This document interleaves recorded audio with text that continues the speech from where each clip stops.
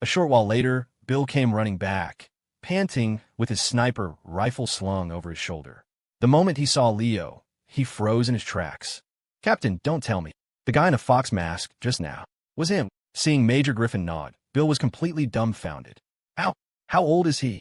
He's so young, yet he wiped out one of our squads all by himself.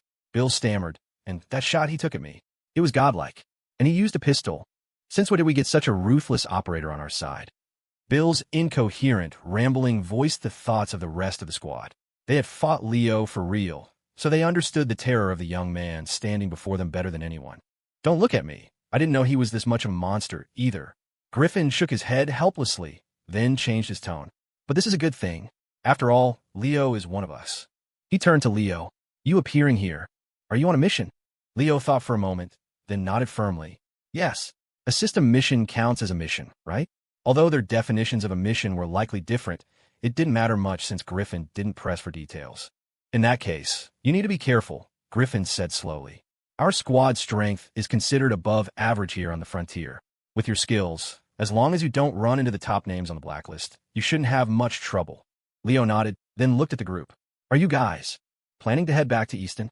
"Yeah, we've been out for a while. It's time to go back and rest," Griffin said with a bitter smile. At this point, Bill handed his sniper rifle to Leo. "Bro, you said you could fix my gun, right?" Leo took the sniper rifle and naturally slung it on his back. "Yeah, once I fix it, I'll return it to you in Easton." "Bill, what? What does that mean?" He looked at Griffin with a bewildered expression. Was his sniper rifle just confiscated?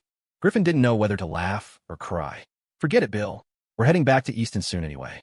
We won't run into any danger on the road. Just give it to Leo. I'll get you a better one later." Hearing this, the corner of Bill's mouth twitched slightly. He sighed. Fine. It's useless in my hands anyway. My ego has taken enough of a beating today. But bro, if you get the chance, use my rifle to take out Marcus from the States. He's our squad's sworn enemy. He killed our teammates before. With your strength, if you run into him, you might actually be able to kill him." "Bill," Griffin scolded softly. "You talk too much." Bill quickly shut his mouth, realizing he had misspoken. Griffin looked at Leo and said, "Marcus is at the top of the state's blacklist. He also has a title out here on the frontier. They call him the Butcher. He's very strong, and his squad is made up entirely of elites. Their strength is no less than mine. So if you really do run into him, it's best not to clash head-on. At least on the frontier, no one wants to face him." The Butcher. Hearing this terrifying title, Leo raised an eyebrow. "Sounds like he's killed quite a few people." "Of course. Otherwise, he wouldn't be ranked first on their blacklist." "So he's famous?" "Extremely. Who on the frontier doesn't know the name of the Butcher?" Having received the answer he wanted, Leo nodded with a smile. "That's just great. Who said system missions don't have shortcuts? Here comes the shortcut right now." Seeing this, Griffin suddenly had a bad premonition. "Leo, you aren't planning to go look for trouble with Marcus, are you?" Leo shook his head. "Of course not. After what you just said, why would I go look for trouble with him? I want to go directly to slaughter him." Griffin looked at him suspiciously, then slowly stood up. "All right, take care of yourself. We need to get back to the checkpoint before dawn. Leo, I look forward to hearing good news from you in Easton." Leo responded with a brilliant smile. "Don't worry, you will." After this brief encounter, the two sides didn't spend much time catching up. Under the cover of night, they quietly went their separate ways. Griffin had no idea that shortly after returning to Easton, he would hear news of Leo. And along with it, a new title was born on the frontier. Easton, inside a dimly lit room. Around a massive round table, several figures wearing fox masks took their seats one by one. Tap, tap, tap. Slow footsteps echoed. Everyone immediately stood up, looking in unison at the person approaching from the shadows. "Leader, sit down." The Vulture waved his hand. Under his mask, deep eyes seemed to scrutinize everyone present. After taking his seat, he scanned the circle, his gaze finally resting on the several empty seats. He sighed slowly. "This is the first time our table has had so many vacancies," the Vulture lamented. "Our organization has suffered great sacrifices recently, so I hope that in the upcoming operations, you will all be extremely careful. Do you understand?" As the Vulture spoke, he glanced intentionally or unintentionally at Vulture 3. Everyone nodded. Vulture 1 then spoke up.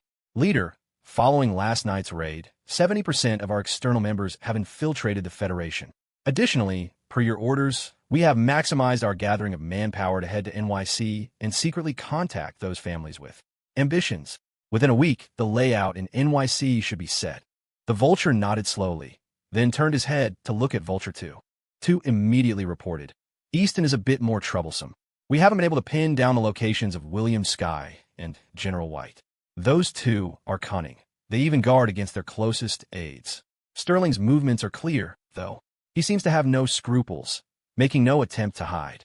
The Vulture tapped the table lightly and said indifferently, Ignore Sterling for now.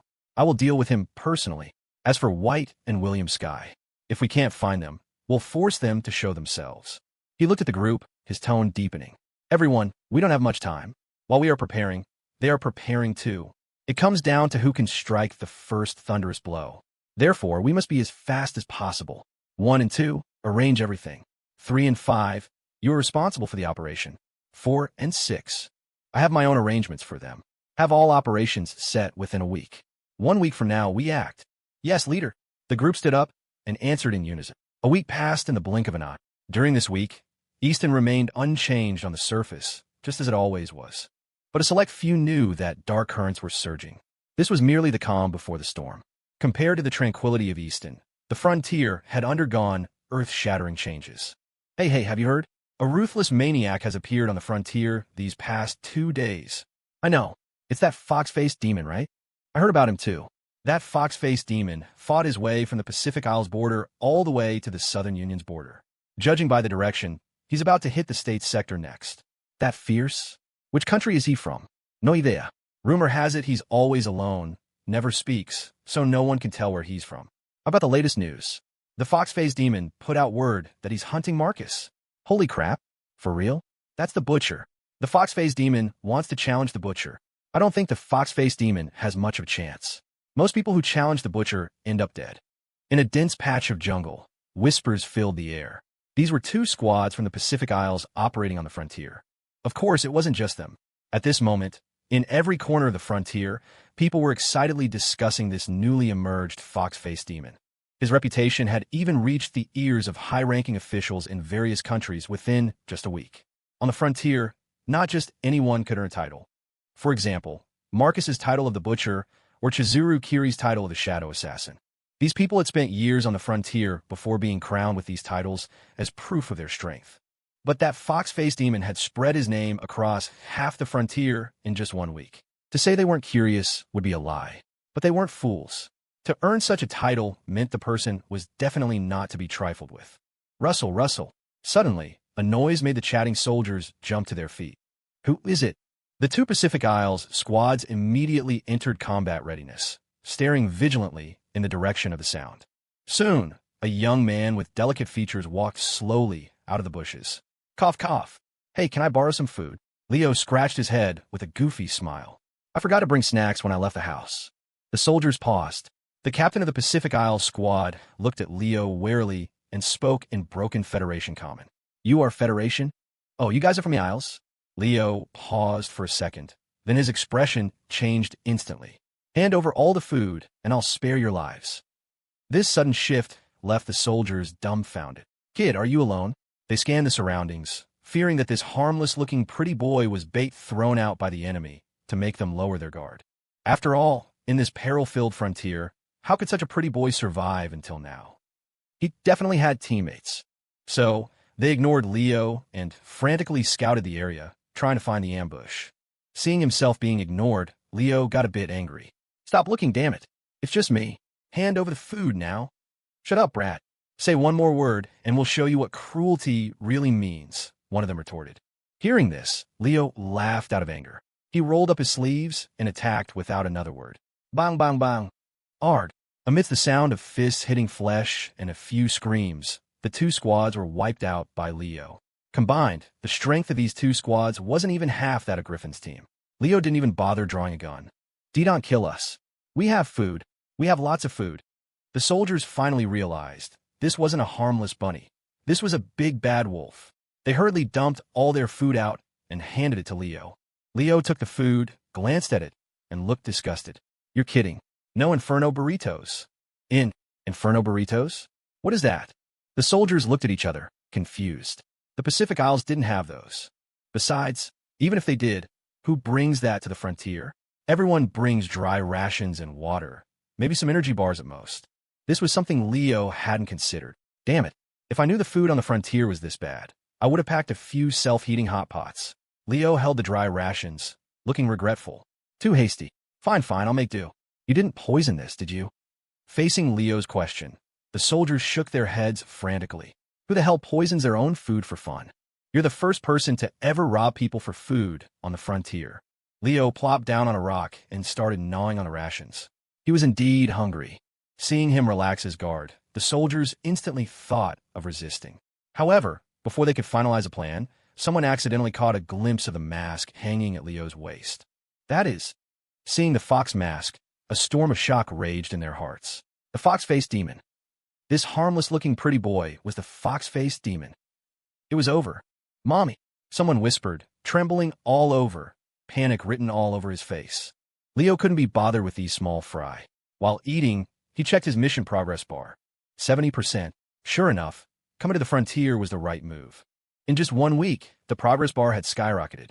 At this rate, killing that butcher guy should pretty much complete the mission. Even if it was a little short, he could just find something else to do, and the ultimate mission would be done.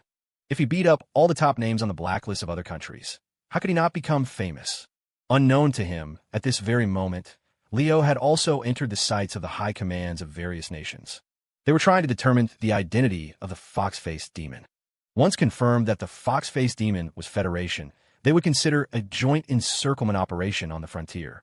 Meanwhile, in Easton, High Commander William Sky was facing interrogation from the high commands of other nations. Federation Commander, is that fox-faced demon one of your people or not? Is the fox-faced demon on the Federation side?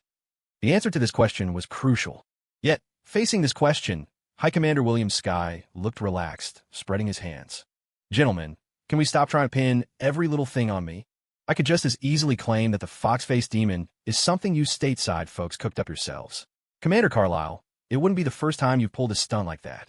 William Sky immediately deflected the blame, pointing the finger at Carlyle. Carlyle scoffed coldly. Since no one wants to admit it, why don't we form a joint coalition to hunt down the fox-faced demon? Whichever side doesn't contribute, well, he belongs to them. You've really calculated this well, William Sky mocked. Anyone with eyes can see that the fox-faced demon has a beef with your side. He even threatened to challenge Marcus. Doing this now, you just want to use our hands to remove a major threat for you, don't you? Carlyle, aren't you dreaming a little too big? Do you take us all for fools?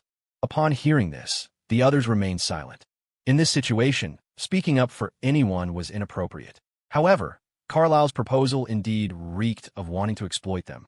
At this moment, Carlyle suddenly turned his head to look at the Pacific Isles commander. Commander Rains, your Isles forces were attacked by the fox-faced demon not long ago. Surely you have thoughts of taking him out. Hearing this, Rains' expression turned dark. Commander Carlyle, are you suggesting we join forces to encircle the fox-faced demon? Exactly. On this matter, I believe we can form a united front, Carlyle said with a smile. Watching the two openly align, William Sky kept a poker face, but worry began to grow in his heart. Judging by the various traits of the fox-faced demon, it was 9 out of 10 likely that brat Leo. If the states really joined hands with the Pacific Isles, could the kid handle it? But in the current situation, even if William Sky wanted to contact Leo, it was difficult, because that guy Leo simply wouldn't answer his phone. He didn't know if Leo hadn't brought it or if it was broken. William Sky truly had a headache right now, but he couldn't attend to the frontier's matters anymore. Because here in Easton, there was something more important to deal with. North Point, East Side Ridge. Huff, huff, huff. A man in tattered clothes, looking like a refugee, took heavy steps toward the door of Master Silas's home. Gareth Granger panted slightly. Ever since obtaining the mithril pistol, he had been fleeing all the way back to North Point. He swore this was the hardest road he had ever walked in his life. The military was hunting him, the vulture was hunting him, and even that half-dead President Morgan was hunting him. All because the mithril pistol was in his hands. Is this it? Gareth took a deep breath and pulled a crumpled note from his pocket. Written on the paper was the address of this old courtyard house. It also marked that this was the location of the North Point Horde. I never expected that the North Point Horde I've been searching for so bitterly was right under my nose all along. Gareth gave a bitter laugh, then looked at the door with a solemn expression. This note hadn't reached his hands without reason, and the mysterious person who gave him this note couldn't be acting out of pure kindness. Behind this door, a net was likely already laid out. He didn't need to guess to know that the other party's goal was the mithril pistol in his hand. But Gareth had no other choice. He had no strength left to continue dragging this out. Win or lose, it all depended on this moment. Gareth took a deep breath, reached out, and slowly pushed open the door. Creak! Inside the courtyard, everything was calm, as if no one had ever been there. Gareth walked in slowly, shouting, "Come out! Stop hiding!" At this point, there's no meaning in covering it up anymore. As his voice fell, subtle noises erupted from all around. Gareth looked around and gave a light laugh. At that moment, from all directions, countless gun barrels were aimed at him. The door to the inner room opened, and several figures walked out one after another. General George Evans, Commander Hayes, and Preston Sheen. Gareth looked at the familiar figure in surprise, then shook his head with a bitter smile. I should have guessed. The only person who would know the location of the North Point Horde and have the ability to slip me a note without anyone knowing could only be you. Preston looked at him expressionlessly and said, "Gareth, you should have anticipated this outcome long ago." "Yeah, I expected it, but I still came." Gareth gritted his teeth, articulating each word. "Because I'm not resigned to this. I just refuse to accept it. I got the mithril pistol, I survived the deadly pursuit. I don't remember how much blood I've lost, or how many times I fainted on the way.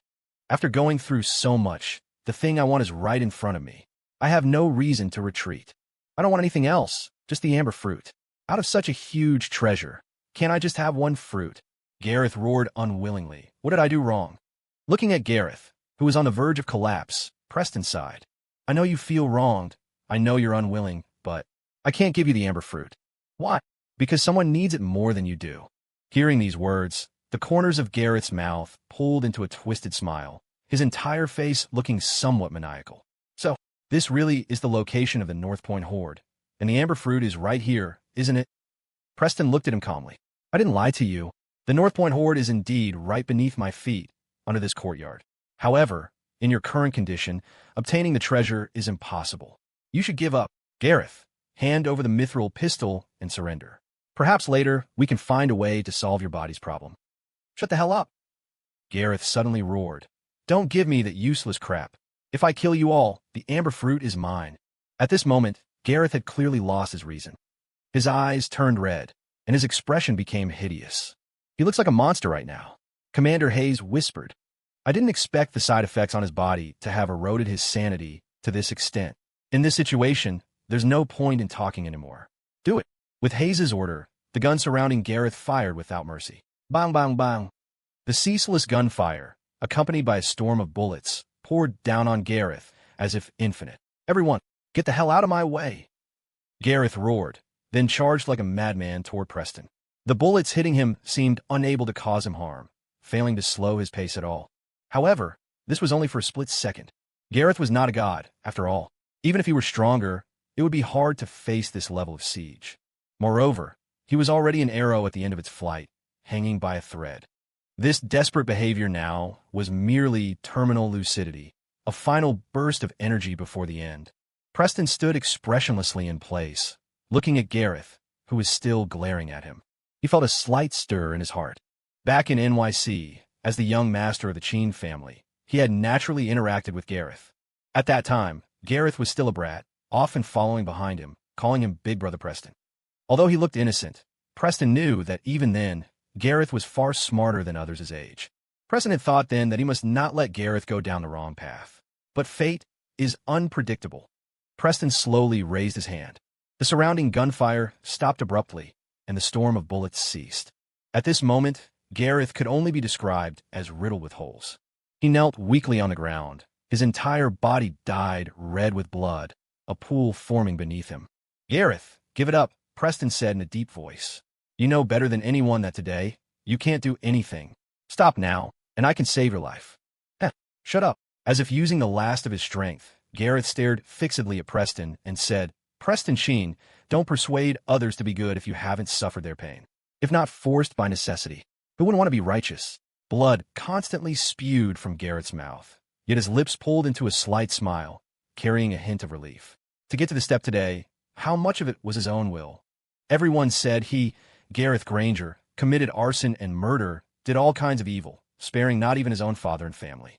To all this, Gareth only wanted to say 2 words. Absurdly ridiculous. But he didn't want to explain anything. In the face of rumors and slander, verbal explanation was the most feeble thing. All along, he just wanted to survive.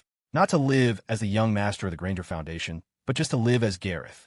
At this moment, perhaps because his blood was nearly drained, Gareth, facing death, broke free from the influence his body had on his sanity, recovering in unprecedented clarity. Seeming to feel his life slipping away, Gareth slowly looked up at Preston. Preston, sometimes I really envy you. You have a good dad. After using his last bit of strength to say this, Gareth's body fell forward, smashing heavily onto the ground. Hearing Gareth's final words, Preston stepped forward with a complicated expression. Captain Sheen, going up there now is still too dangerous. Commander Hayes warned. However, Preston didn't stop. He whispered, he once called me Big Brother, even if he became like this. At least let me collect his body. Hearing this, Hayes and the others didn't say anything more, only signaling the others to stay alert. If any accident occurred, they would fire immediately. Preston was sent by the Frontier. He couldn't be allowed to have an accident under their watch. Top, top, top. Preston stepped on the blood-stained ground and slowly arrived in front of Gareth. Looking at the lifeless Gareth, Preston sighed. I think I can probably understand your hardship. Living a lowly life while watching yourself be forced into a mess. That taste must be terrible, right? Until the end, Gareth never spoke of his hardships, never voiced his grievances, never mentioned the pain in his heart. Only envy that Preston had a good father. But that one sentence made Preston instantly understand Gareth's situation in the Granger family, and roughly know that Gareth becoming like this wasn't something that happened overnight. Hayes and the others watched silently as Preston collected Gareth's body. They didn't rush him, nor did they speak a word. Clearly, they had killed Gareth, but for some reason, they couldn't feel happy about it. Perhaps because of Gareth's performance, or perhaps something else. There was no grand battle, no impassioned speech. There was only a sinner coming here to die. A short while later, Preston picked up the blood-stained mithril pistol and came before Commander Hayes. Sorry, Commander Hayes. I took up your time, Preston said softly. Please have your men strengthen the defense around here. After all, there are many people who want the mithril pistol. Hayes nodded vigorously. Don't worry.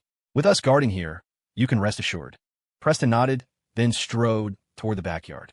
According to what Sterling had told him, there was a mechanical secret passage in the backyard, built by Master Silas himself. Through that passage, one could reach the location of the North Point Horde directly. Following Sterling's instructions, Preston successfully found the mechanism to open the passage in Master Silas's room. With a loud rumble, the ground in the backyard shifted, revealing a long staircase leading underground into the unseen depths. Old man, you hid this thing. Like you were tomb raiding. Preston made a rare complaint, then stepped onto the stairs and walked down. Alone, he naturally couldn't take all the North Point Horde, but his goal wasn't the treasure itself, but the amber fruit within it. Preston's mission in North Point was singular. Get the amber fruit at any cost and send it to Henry Yen, who was far away in NYC. Dad, back then you helped Dr. Quentin Marks, who knew that after you died, you'd still be helping his student. Thinking of this, Preston gave a bitter laugh. No wonder Uncle Sterling said you two were lunatics. Few knew that when Dr. Marks was isolated and helpless, the person secretly helping him had never been Sterling. It was the head of the Cheen family, Patriarch Cheen. Unknown how long he walked, suddenly, the walls on both sides began to glow faintly, looking exceptionally bright in the dark space. Fireflies. Preston recognized the glowing insects and was momentarily dazed. Then, in front of him, the fireflies gradually increased, illuminating the dark space. Preston couldn't help but recall his childhood, when his father, Cheen Fong, had taken him to a place. That place also had fireflies like the ones before him. For a moment, countless memories flooded Preston's mind like a tide. Dad, what are these shiny things? They're called fireflies. Amazing, aren't they? Bugs? I don't like bugs. Haha. Cheen Fong had laughed suddenly. A single spark can start a prairie fire, and the light of a firefly can rival the sun and moon. Rival the sun and moon? Young Preston looked scornful. With just that tiny bit of light. How is that possible? Cheen Fong shook his head and smiled. To the world, their light is insignificant. But to themselves, this faint light is their sun and moon. Son, remember this. No matter where you are, never lose your own light. Otherwise, even if the outside world is dazzling, to you, it will be nothing but darkness. Cheen Feng's words seemed to cross time, echoing in the present Preston's ears. Preston slowly reached out his hand. A firefly seemed to answer a summons, landing steadily on his palm. Dad, I only now vaguely understand the purpose of Firefly's existence. Preston whispered, maybe. The world is naturally dark, and it only becomes bright because of some people's light. Back then, you also chose to sleep eternally on that barren mountain in order to let your own light bloom, didn't you? Preston's eyes were slightly red. He took a deep breath, his gaze firm as he strode forward. The North Point Horde, the thing his father left for this world, for the Federation, for him, was right in front of him. Sterling and the others had always known the location of the North Point Horde. It could be said that as long as Sterling was willing, he could have taken this treasure that countless people coveted at any time. But he didn't. He just quietly guarded this courtyard with Master Silas and the others, guarding this treasure. Just waiting for the person truly qualified to open this hoard with their own hands. Soon, Preston finally arrived in front of a large door. He didn't know how deep underground he was. He slowly took out the mithril pistol and placed it into a recess on the side. The reason the mithril pistol could become the key to opening the treasure was simple. Wait. According to Master Silas, making a model of the mithril pistol in this world was easy. But creating a copy that had both the shape and the exact same weight was impossible. The weight and density of mithril could not be replaced by other materials. Therefore, if the weight was even slightly off, even if you put an identical-looking gun into the groove, you couldn't dream of opening the treasure. As Preston placed the mithril pistol into the slot, a moment later, with a soft click, the large door before him slowly opened. Preston looked ahead calmly. The treasure that countless people went crazy for seemed to be nothing but a pile of scrap in his eyes. Then, Preston stepped forward and walked in. Easton, hospital entrance. Julian Reed looked helpless, his face written with reluctance. Bro, I had to beg Aunt Diane to set this up for you. You better seize the opportunity. Ava stood aside, eyes twinkling with mischief. Julian rolled his eyes at her. You little brat, getting bolder by the day. Normally, Julian wouldn't have let Ava be this willful. But unexpectedly, this little witch actually enlisted their mother. Look at how old you are. Ava is married, and you're still single every day. Aren't you embarrassed? I don't care. The girl Diane introduced seems reliable. No matter what, you have to go meet her, hear me? Bring a wife home soon. Don't just spend all day running wild outside. That was what Julia Reed had told Julian. She even sent Ava as a spy to ensure Julian met the girl. In short, Julia's meaning was clear. Today, Julian Reed was going on this blind date, whether he liked it or not. Brother, how can you say that about me? Ava stared with innocent wide eyes, looking aggrieved. I'm doing this for your own good. You're not getting any younger. It's time to find someone. If you don't want to, forget it. It's me, your sister, being insensible and making decisions on my own. Your happiness is the most important thing. I'll tell Mom to stop rushing you. Seeing Ava take out her phone to text Julia, Julian felt a massive headache coming on.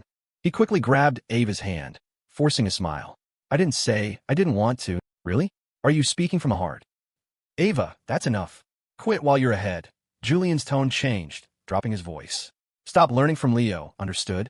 Hearing this, Ava stuck out her tongue, then checked the time. Aunt Diane said the appointment is at 7. We still have some time. Bro, do you want to buy some flowers? Julian glanced at Ava and said indifferently, when your husband came to the Reed house to see you, I didn't see him buying flowers. With that, Julian strode toward the hospital on his long legs.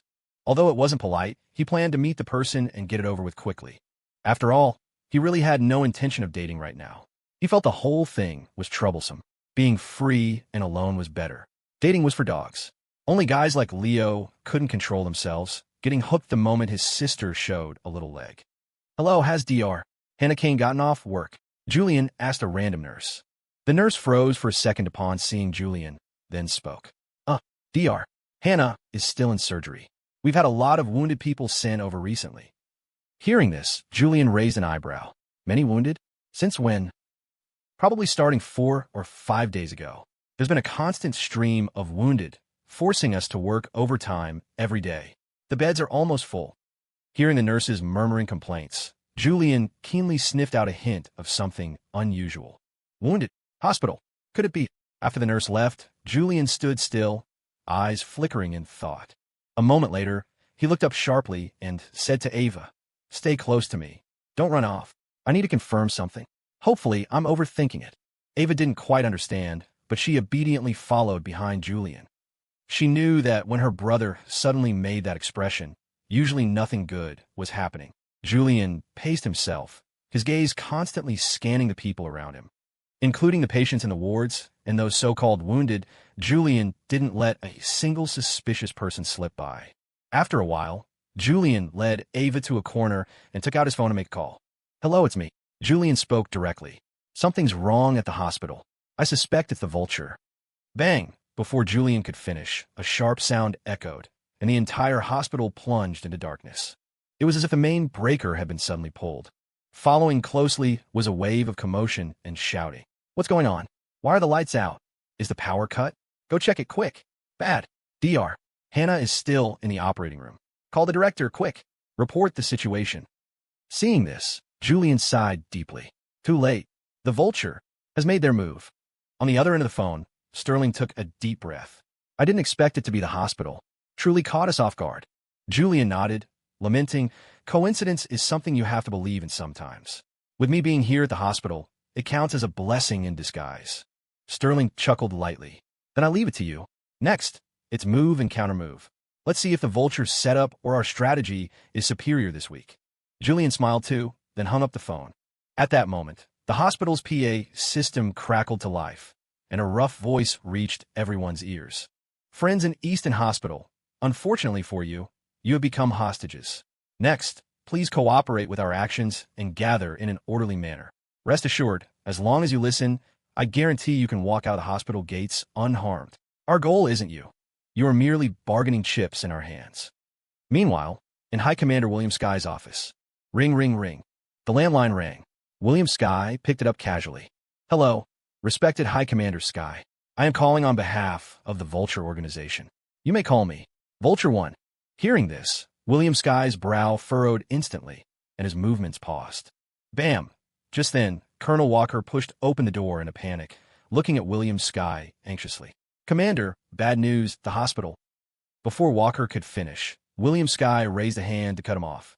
Then, he spoke into the phone. "I didn't expect your methods to be even more despicable than I imagined. Using the people in the hospital as chips to force me to show myself. Is that it?" Vulture 1 laughed softly. As expected of High Commander Sky, figuring out our objective so quickly. "Of course, it's not just you, but also your beloved General White. After all, during this time, your locations have been too hard to find, and we haven't had a chance to strike at you too. Helplessly, we had to resort to this strategy. But you can rest easy. As long as you two obediently come out and let us kill you, I guarantee not a hair on the heads of the people in the hospital will be harmed. I trust our High Commander wouldn't leave them to die, right?"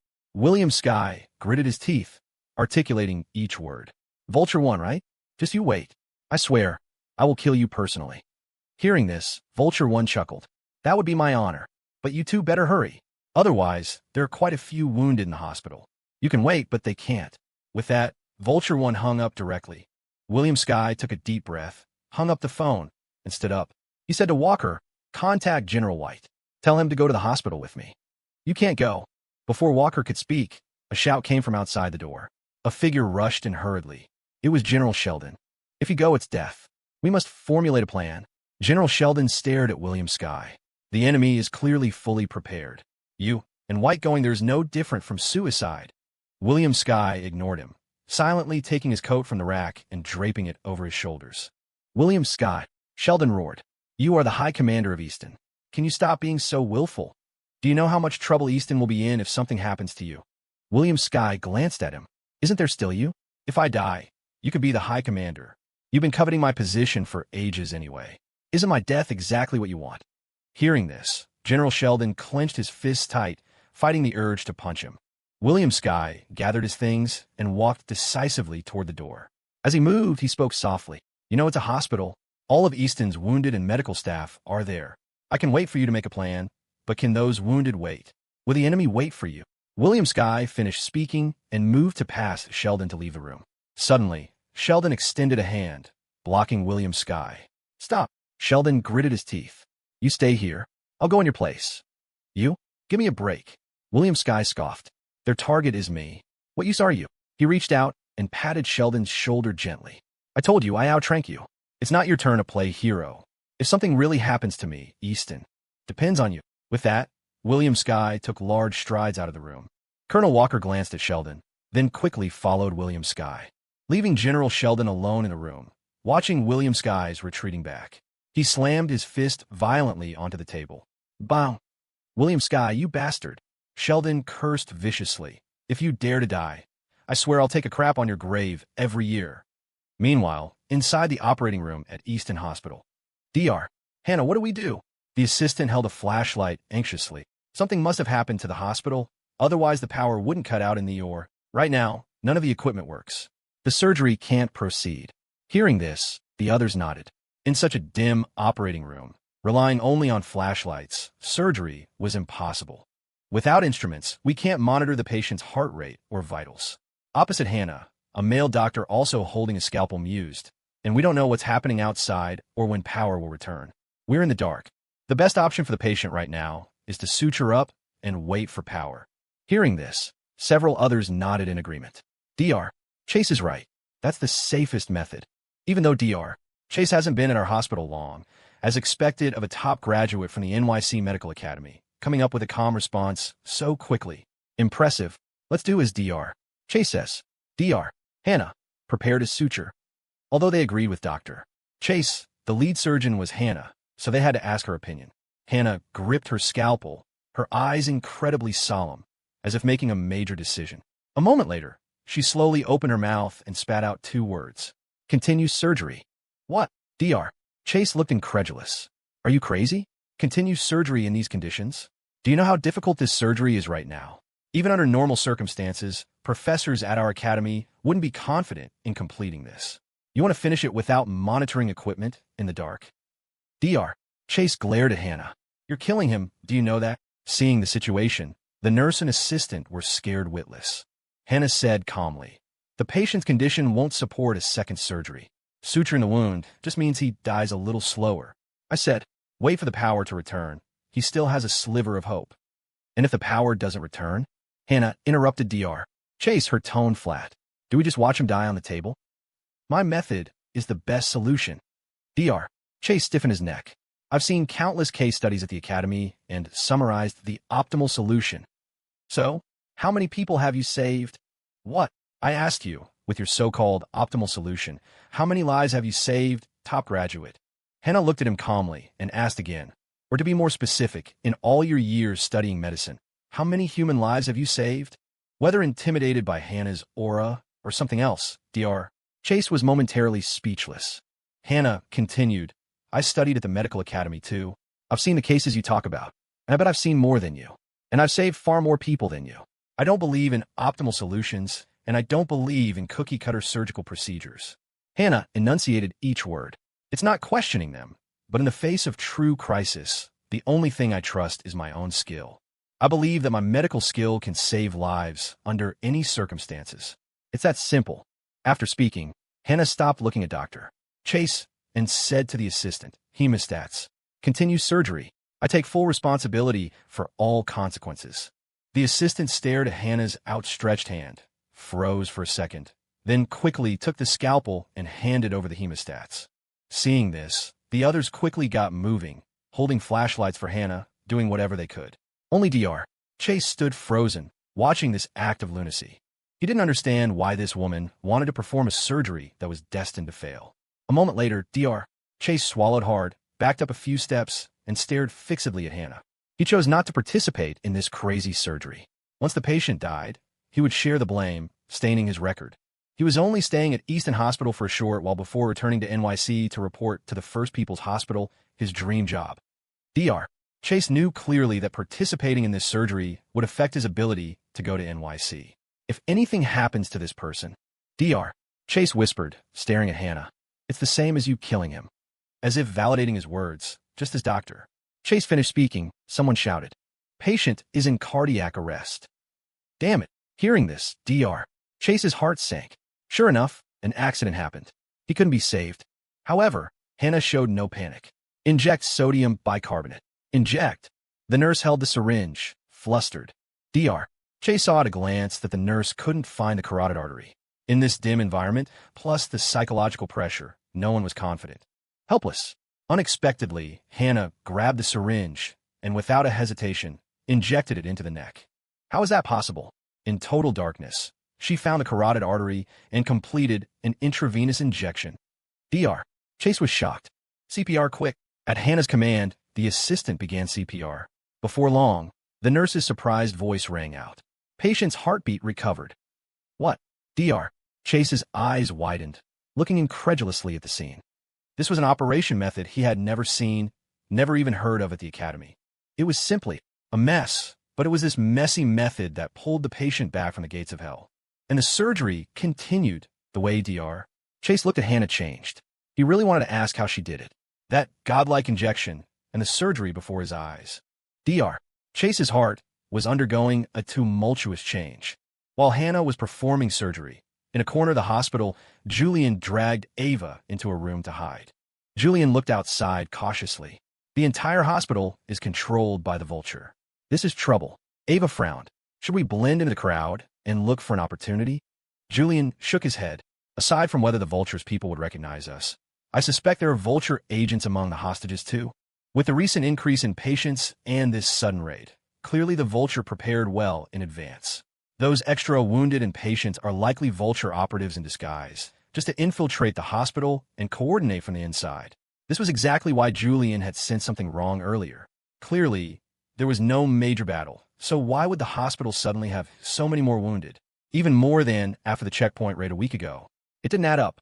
Ava, call Leo. Julian said, Easton is in deep trouble. With internal chaos like this, the vulture won't miss the chance to cause us trouble externally. If my guess is right, the nations on the frontier have already received news of Easton's situation. Those guys absolutely won't let go of such a good opportunity. They'll try every way to find trouble for the Federation. Since Leo happens to be on the frontier, let him stir up some trouble so those guys can't spare a hand.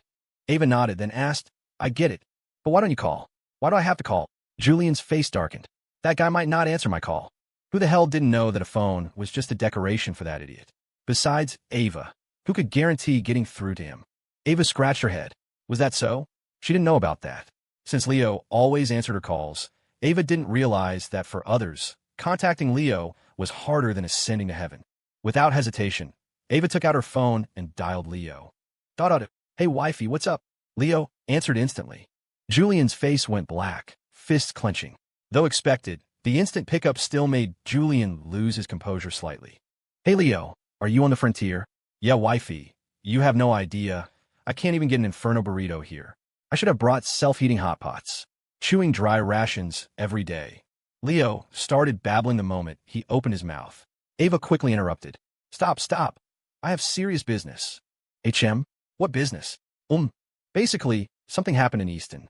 My brother says the people on the frontier are going to cause trouble, so you need to think of a way to keep them occupied. Ava looked at Julian. Is that right? Hearing this, Leo was a bit confused. Ava, that is a lot of information. Aside, an impatient Julian grabbed the phone and spoke directly. To put it simply, figure out a way to make some noise on the frontier for me. The bigger the better. As big as you can make it, understand? Hearing Julian's voice, Leo sucked in a breath of cold air. Was the situation that serious? Troublesome enough that even Julian Reed was asking him to cause trouble. For real? Any size? Yes. Even if you blow up the frontier, it's fine. Holy crap. Can you guys handle the fallout? Someone will handle it for you naturally. Just go wild without worry, Julian said without hesitation. Anyway, if something happened, it wasn't him cleaning up the mess. Wasn't there Sterling and General White's group for that? Besides, Leo couldn't really blow up the frontier. Deal. You wait. I promise to make a huge commotion. Leo finished speaking, not forgetting to add, protect Ava. Julian ignored him and hung up directly. At this moment, Leo looked at the disconnected phone, the corners of his mouth rising wildly. Looking at the two bound Pacific Isle squads in front of him, Leo asked, You guys want to live? The group nodded frantically. Who the hell didn't want to live? Leo pondered for a moment, then asked, Do you have a way to get me explosives? Not just a few grenades. I want a massive amount of explosives. Explosives? Massive amount? What are you doing? I know the States has a depot, specifically storing a large amount of explosives. Suddenly, someone spoke up weakly. Leo turned to look at him. Yo, you speak the common tongue? A little. What's your name? My name is Sato Shinichiro. Big Al. Leo beamed. Nice name. Are you sure what you just said is true? Sato Big Al Shinichiro nodded, smiling awkwardly. Actually, many people know that place, but few dare to go. What? Naturally, because it's heavily guarded by the state's heavy troops, and Marcus often goes there to rest. Hearing Marcus's name, Leo's eyes lit up instantly. Well, isn't that a coincidence? He wanted to find Marcus, and he happened to want explosives. The two collided. They say he's the protagonist. It's a pity this luck isn't used for lottery tickets. Actually, luck wouldn't help with lottery tickets anyway. That's fantastic. Leo looked at Sato with a smile. Big Al, do you have a car? Big Al froze, a bad feeling filling his heart. His lips trembled. I can't drive. No, you can't. I really can't. You can. Big Al wanted to cry. Was this fox-faced demon sticking to him now? Leo patted his shoulder. Let's go, Big Al. I'm in a hurry. If you perform well, I can let you be my exclusive driver on the frontier. Hearing this, Big Al's face went stiff. The others looked at him with sympathy. Driving for the fox-faced demon. Was that driving a car? That was driving toward death. As for you guys, for Big Al's sake, I'll let you off today. Leo looked at the others. Throw anything useful in the car, then fend for yourselves. Why aren't you thanking Big Al? At these words, the others quickly stood up and bowed deeply to Sato Shinichiro. Thank you, Big Al Kuin. Their tone was sincere from the bottom of their hearts. Facing their gratitude, Big Al's smile was uglier than crying. However, right now, not only Easton and the frontier were in trouble. Far away from the frontier, NYC was facing a threat from the Vulture organization at the same time. NYC, inside Ethelberg University. David Evans and a group of people sat in a huge conference room, discussing something. Bang! Suddenly, the door was pushed open, and a man rushed in, looking anxiously at David. Boss, bad news. The man panted. The various families in NYC have suddenly mobilized, as if by agreement, heading toward Ethelberg University. Hearing this, everyone in the room frowned instantly. Sure enough, those guys still won't give up. Director Jensen's face was dark and cold. I said before, if we don't purge them all, NYC's roots won't heal. David rubbed his brow with a worried look. Alone, they wouldn't have the guts. Someone must be inciting them from behind. Likely that group, called the Vulture. We just don't know how much combat power they've hidden in NYC during this time. Must be a lot. Otherwise, with our main forces guarding the university, they wouldn't dare rush over without confidence. Looks like we have no retreat. It's going to be a fight to the death. Hearing this, Vice-Chancellor Cole of Ethelberg University twitched his face. Gentlemen, fighting in the school isn't appropriate, is it? He looked at them with a troubled expression. Although the students have been evacuated in advance, if we can negotiate, maybe that's an option? Negotiate? Hearing this word, David and the others laughed. President Joyce glared coldly at Vice-Chancellor Cole. They're killing their way to your doorstep, and you're thinking of negotiating? Negotiation is based on both sides being human. Those family science, in my view, are rotten to the core. Apart from power and desire, they see nothing. Negotiating with such people, what good outcome can you expect? Vice-Chancellor Cole felt wronged by Joyce's rebuke. I'm just thinking of a school. David took a deep breath and stood up. Regardless, prepare for battle. We called for help recently. Let's see if anyone can make it. The Vulture's target is obvious, Henry Yen. Now that Henry's research in the university lab has reached the most critical part, we can't hand him over no matter what. And the goal of those families is to use this chance to crush me and Jensen's forces to regain control of NYC. Now that these two groups have joined forces, their preparations must be beyond imagination. We can only do our best. David looked at Director Jensen teasingly. Old Jensen, are you scared? Scared? Jensen smiled lightly. I'd say I'm excited to wipe out all those parasites at once. This is exactly what I've dreamed of and the goal of my bureau. David nodded, then looked at President Joyce. President Joyce, please take Vice-Chancellor Cole and the non-combatants to hide near Henry's lab. That's our pre-prepared defense base. You be safest there. Of course, if we die, then you're on your own. Anyway, we did our best. Facing David's words, Joyce didn't say much, just nodded slightly, then pulled Vice-Chancellor Cole toward the door. After they left, David took out his phone, found no messages, and his face instantly darkened. Damn, no one replied to me. Are they coming to help or not? Old Jensen, did you get anyone? Jensen checked his phone and shook his head. No one replied to me either. Hearing this, David's mentality collapsed a bit. FCK, so it really is just the two of us. Just you and me holding NYC. Is this some international joke? Are those people crazy? Although he spoke bravely just now, David was genuinely panicked. He hesitated. How about I call my son over? With him here, there should be no problem. Jensen looked at him silently, then said, "Try calling." David followed the advice and called Leo. It rang for a long time. No one answered. David silently put down the phone and looked at Jensen. "Old Jensen, is there a place in Ethelberg University with bad feng shui? Do me a favor. If I die, bury me where the feng shui is worst. Preferably a place that curses the descendants, like getting hit by a car when going out, or finding a fly in their inferno burrito." Jensen's mouth twitched. That's unnecessary, right? That's your son." From the moment he didn't answer my call, he wasn't my son. David looked resolute. David Evans, never had such a son in my life. Ring, ring, ring. Just as he finished, the phone rang suddenly.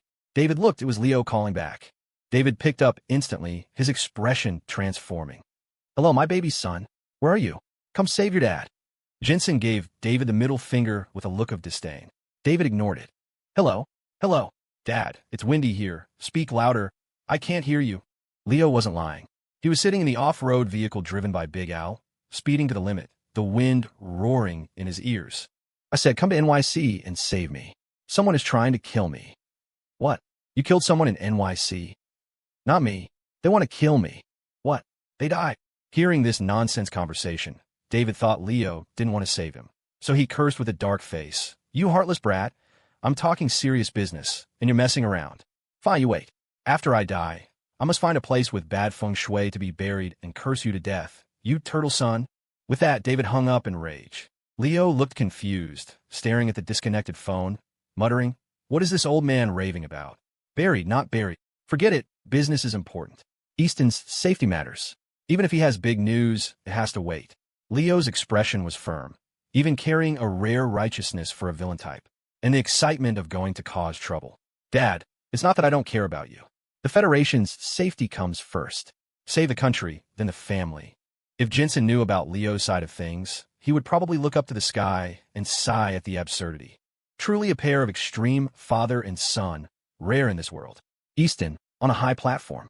Two figures wearing hoods and fox masks were holding binoculars, observing the situation at the hospital. "Vulture 5, do you think William Sky and General White will show up?"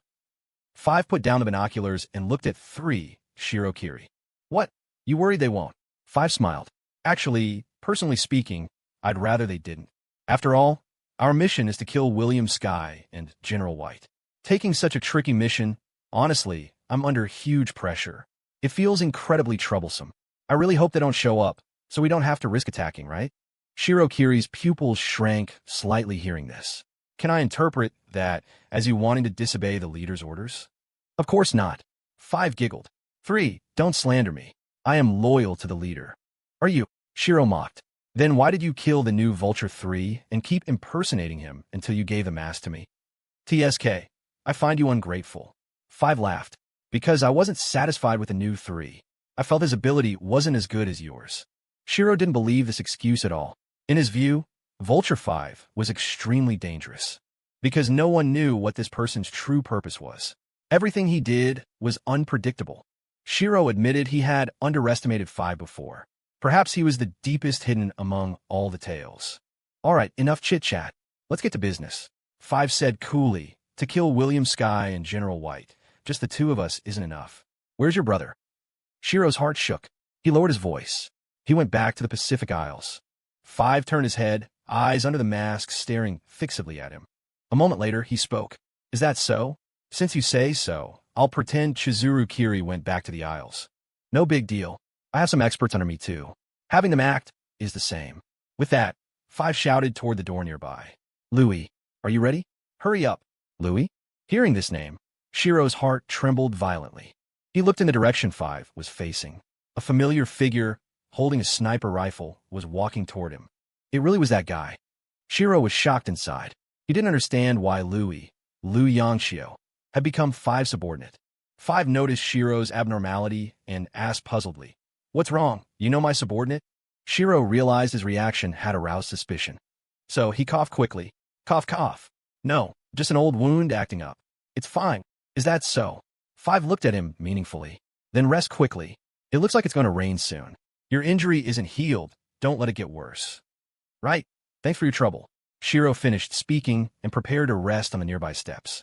He walked slowly, brushing past Louis. Louis frowned slightly, looking back at 3.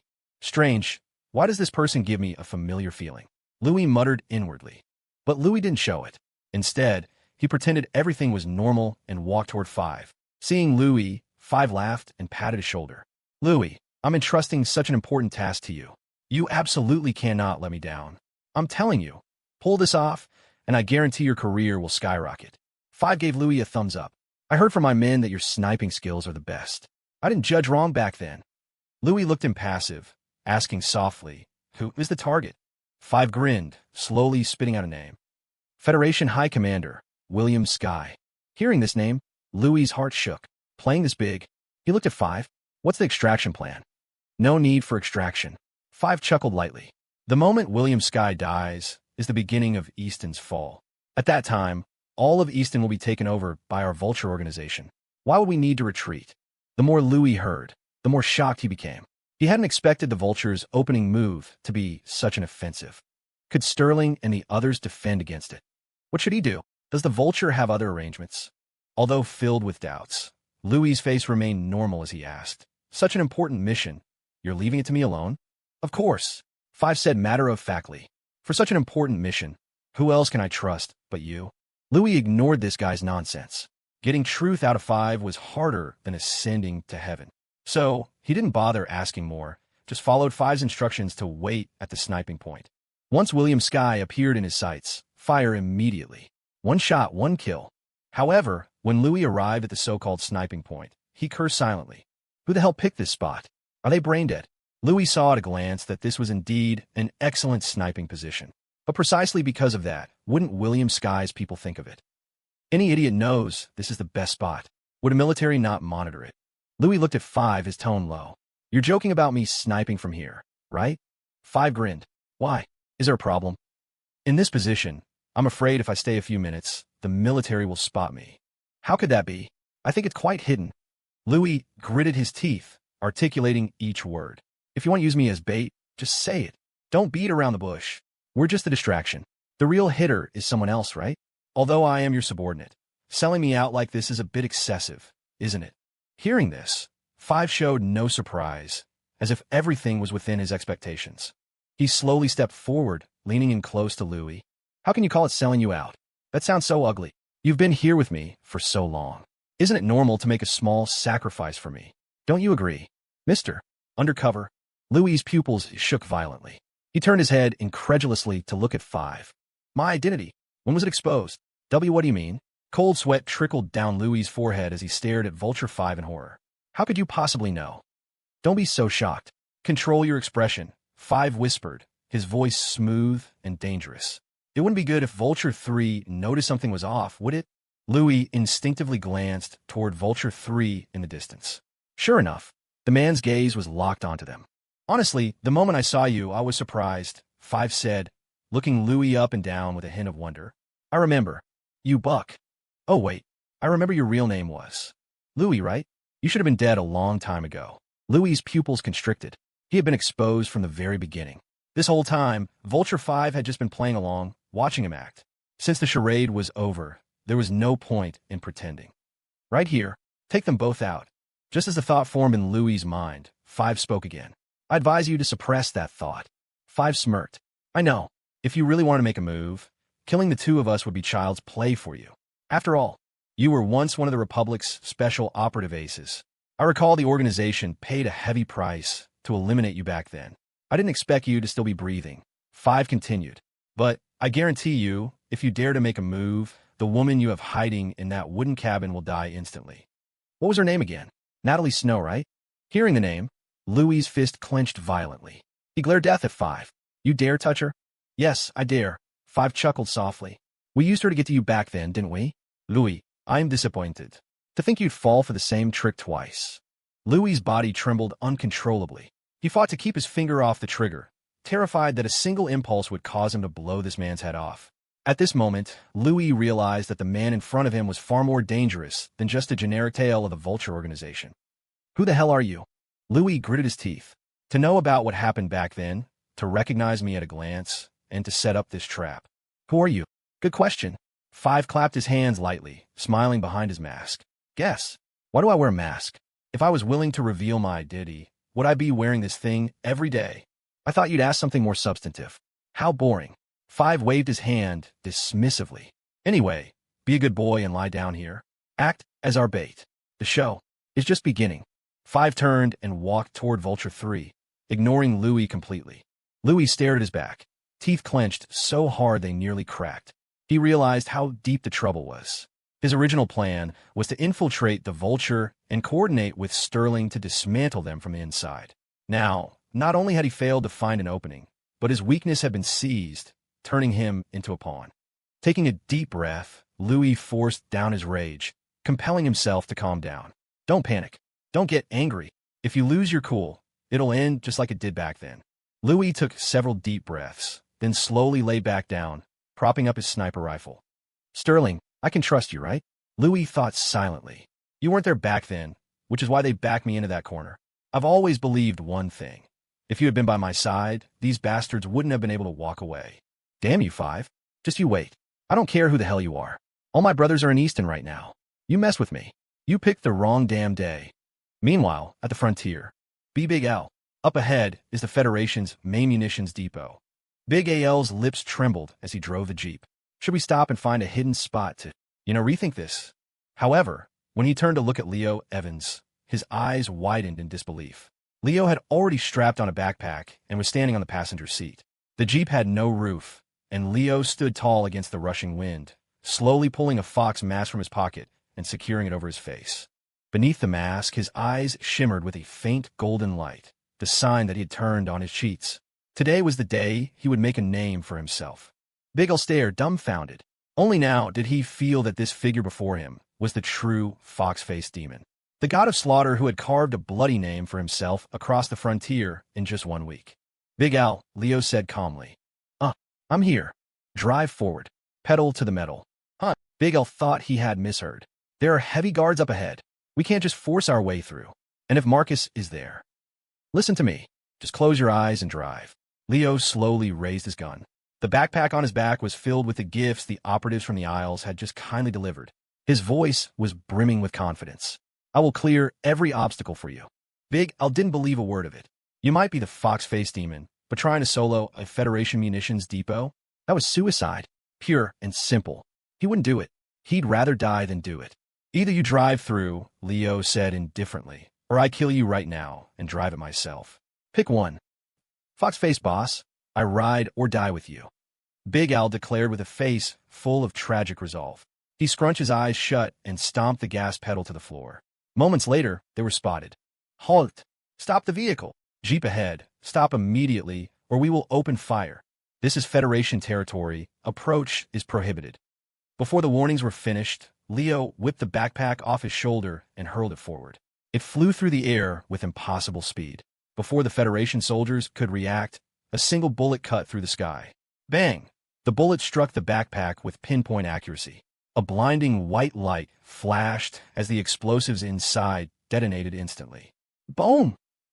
Buffed by the system, the explosives, though not massive in quantity, unleashed extraordinary destructive power. The blast blew the base's main gate wide open, leaving the guarding soldiers dead or wounded. Cough, cough. Enemy attack. Alarm. Intruders.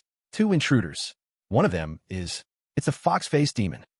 Someone spotted the mask on Leo's face, and the shouting grew frantic. The fox-faced demon actually dared to storm a Federation munitions base. We in the Coalition always believe in courtesy before force. Leo chuckled, shouldering his sniper rifle. It seems they like my gift so much they opened the door to welcome me in. Now, according to the rules of reciprocity, it's their turn to give me a present. Hearing this demonic logic, Big Al shivered, not daring to speak. He just kept his foot buried in the accelerator.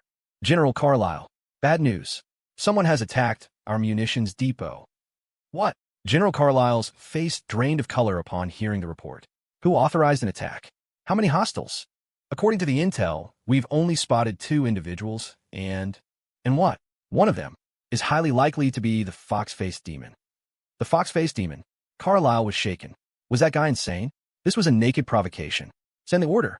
Tell the garrison at the depot to kill the fox-faced demon at all costs. Yes.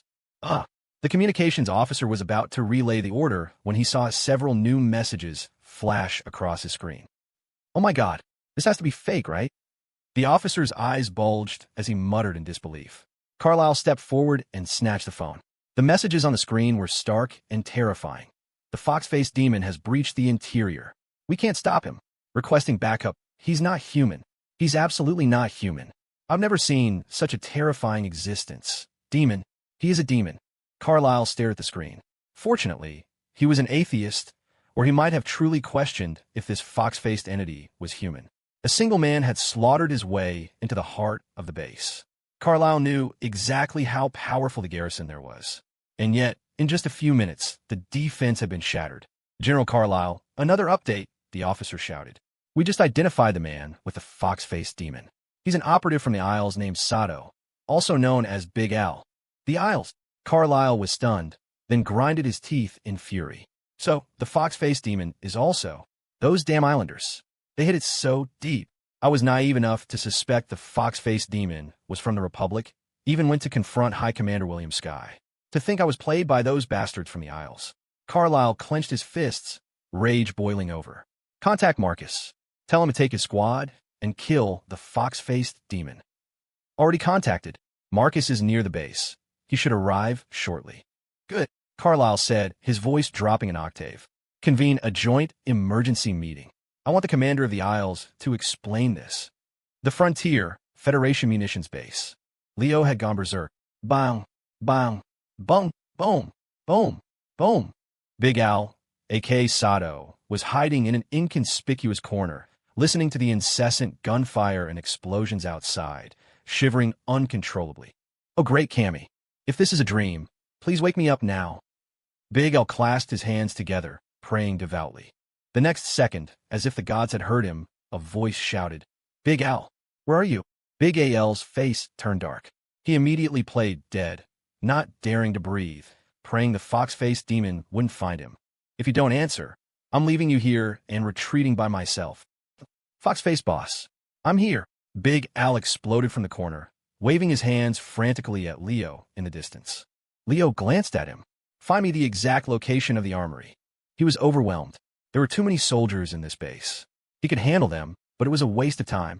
Finding the main armory and blowing it sky high was the most efficient solution. Big Al forced a smile uglier than a crying face. Bullets were raining everywhere outside. One wrong step and he was dead. How was he supposed to find the armory? Did Leo think he had superpowers too? Clang. Suddenly, a massive noise echoed from the distance. Big Al looked over and sucked in a cold breath. That's a Fédération Combat Android. A massive gate slowly rolled up, and a giant mechanical figure stomped out, moving toward Leo. ZZT, a laser beam shot out instantly. Leo felt a chill on his back. Acting on instinct, he rolled to the side. The laser singed the corner of his clothes, causing Leo's pupils to contract. What the hell is that? He spotted the robot and immediately realized this must be the Federation's combat android that Commander Hayes had mentioned. He hadn't expected to find one here. Without hesitation, Leo raised his gun. Bang! The bullet hit the robot precisely, but as expected, it did nothing. Damn it, this thing is airtight. How am I supposed to hit it? Leo cursed. Didn't robots in movies have glowing weak points? Why was reality so unfair? Since it's a robot, someone has to be controlling it. Leo's sharp gaze swept the surroundings, looking for the pilot. ZZ, before he could find anyone, another laser fired. Leo dodged by a hair's breadth, scrambling for cover. Damn, this thing is more annoying than the variants. Leo cursed as he ran. Screw you, Colonel Grant. I put in a good word for you, and it turns out you stole something this troublesome. No, the more I think about it, the angrier I get. While I get back, I'm finding Gavin and beating him up to vent. And Commander Hayes is useless too. How do you let someone steal something this important? It never rains, but it pours. Just as Leo was being chased around like a rat by the robot, Marcus arrived with his squad. That's the fox-faced demon. Marcus looked at Leo in the distance, his voice cold. Give me the sniper rifle. A teammate handed him the weapon. Marcus shouldered it without hesitation, the scope tracking Leo's movement. Hearing the fox-faced demon was here, he had rushed over. In his eyes, this demon was just a jumping clown. An arrogant fool who dares to challenge me. The farce ends now. Marcus seized the moment and pulled the trigger. Bang! Bang! 2 gunshots rang out simultaneously. Marcus lowered the rifle, staring at Leo in disbelief. In that split second, Leo had spotted him and fired at the exact same time, using a pistol bullet to deflect the sniper round midair. This guy, what is he? Marcus realized only now that this fox-faced demon was truly unnatural. Leo looked toward Marcus and shouted, "Hey buddy, who are you? Sneak attacking right off the bat? Do you have to play so dirty?" "It's Marcus. Marcus is here. Thank God." With Marcus and the combat android, not even God can save the fox-faced demon now. Kill him, Marcus. Show him why you're called the Butcher. Marcus is invincible. The Federation is invincible. Hearing the shouts, Leo realized the sneak attacker was the man he had been looking for. "You're the famous Butcher? From the Republic?" Marcus heard Leo speaking their language and frowned. "I didn't expect you to be from the Republic." Figures. Hiding under a mask, you're obviously not someone who walks in the light. Hey, you're the one who tried to snipe me from the shadows, and you're calling me the bad guy?" Leo rolled his neck. "Since you're here, that's perfect. I'll clean all of you up, and my mission will be pretty much done." His mission progress bar was at 87%. Finishing this job should cap it off. Dealing with you doesn't require my hand. The combat android will leave nothing of you but scraps. Marcus said coldly, "Although you are an enemy, I admire your courage. After you die, I will go to church and pray for you." Leo paused, then laughed. "Is that so? Well, thanks for that. But unfortunately, I don't have the habit of praying in churches. I'm a very devoted man. I only believe in one God in this life, and that is the God of fortune." Just as Leo finished speaking, the combat android flashed behind him with incredible speed, lasers charging on its chest while two steel palms swung down. At this distance, escape was impossible. "It's over," Marcus thought. But in the next second, Leo didn't even turn his head. He simply reached back and placed his hand gently on the robot's plating. Ping! With a soft sound, the lights on the combat android suddenly died. It collapsed onto the ground like a pile of scrap metal. The charging lasers vanished without a trace. What? Impossible. What happened? The combat android fell? What did the fox-faced demon do? No, wait. Look at his hand. Everyone looked at Leo's hand. He was holding a chip-like object. That's the drive core of the combat android. That's impossible. That thing is encrypted and locked physically. Even we can't take it out without the codes. What just happened? Everyone was dumbfounded. They couldn't understand how the core ended up in the fox-faced demon's hand. It was as if his hand had phased through layers of armor and stolen it from inside the robot's body. Was this something a human could do? Demon. He's not human. He really is a demon. Only a demon could do that. Oh God, we are fighting against a deity. We can't win. Many soldiers lost their will to fight, treating Leo as a supernatural entity. Even Marcus's jaw dropped. "How did you do that? Look at you all scared." Leo chuckled. "You call me a demon, right? Is it so hard for a demon to steal a little something?" Praise be to Manifest Acquisition. Although he hadn't used this skill in a while, it felt amazing every time. It had been disabled for so long in NYC that he almost forgot he had this cheat. No matter how tough your robot is, without a core, you kneel. "Demon, I don't believe it. You are just a clown in a mask." Marcus stared at Leo intensely. "I will tear off your hypocritical mask with my own hands and expose your true face to the sunlight." Leo clicked his tongue. "With righteous speeches like that, you're making me look like the villain here." Fires were burning all over the base from the battle with the robot. Marcus's six-man squad stood before Leo, faces grim. Since Marcus formed this death squad, they had never known defeat. They were the best of the best. "Come at me all at once," Leo said casually. "I'm in a hurry. I have a lot to do later."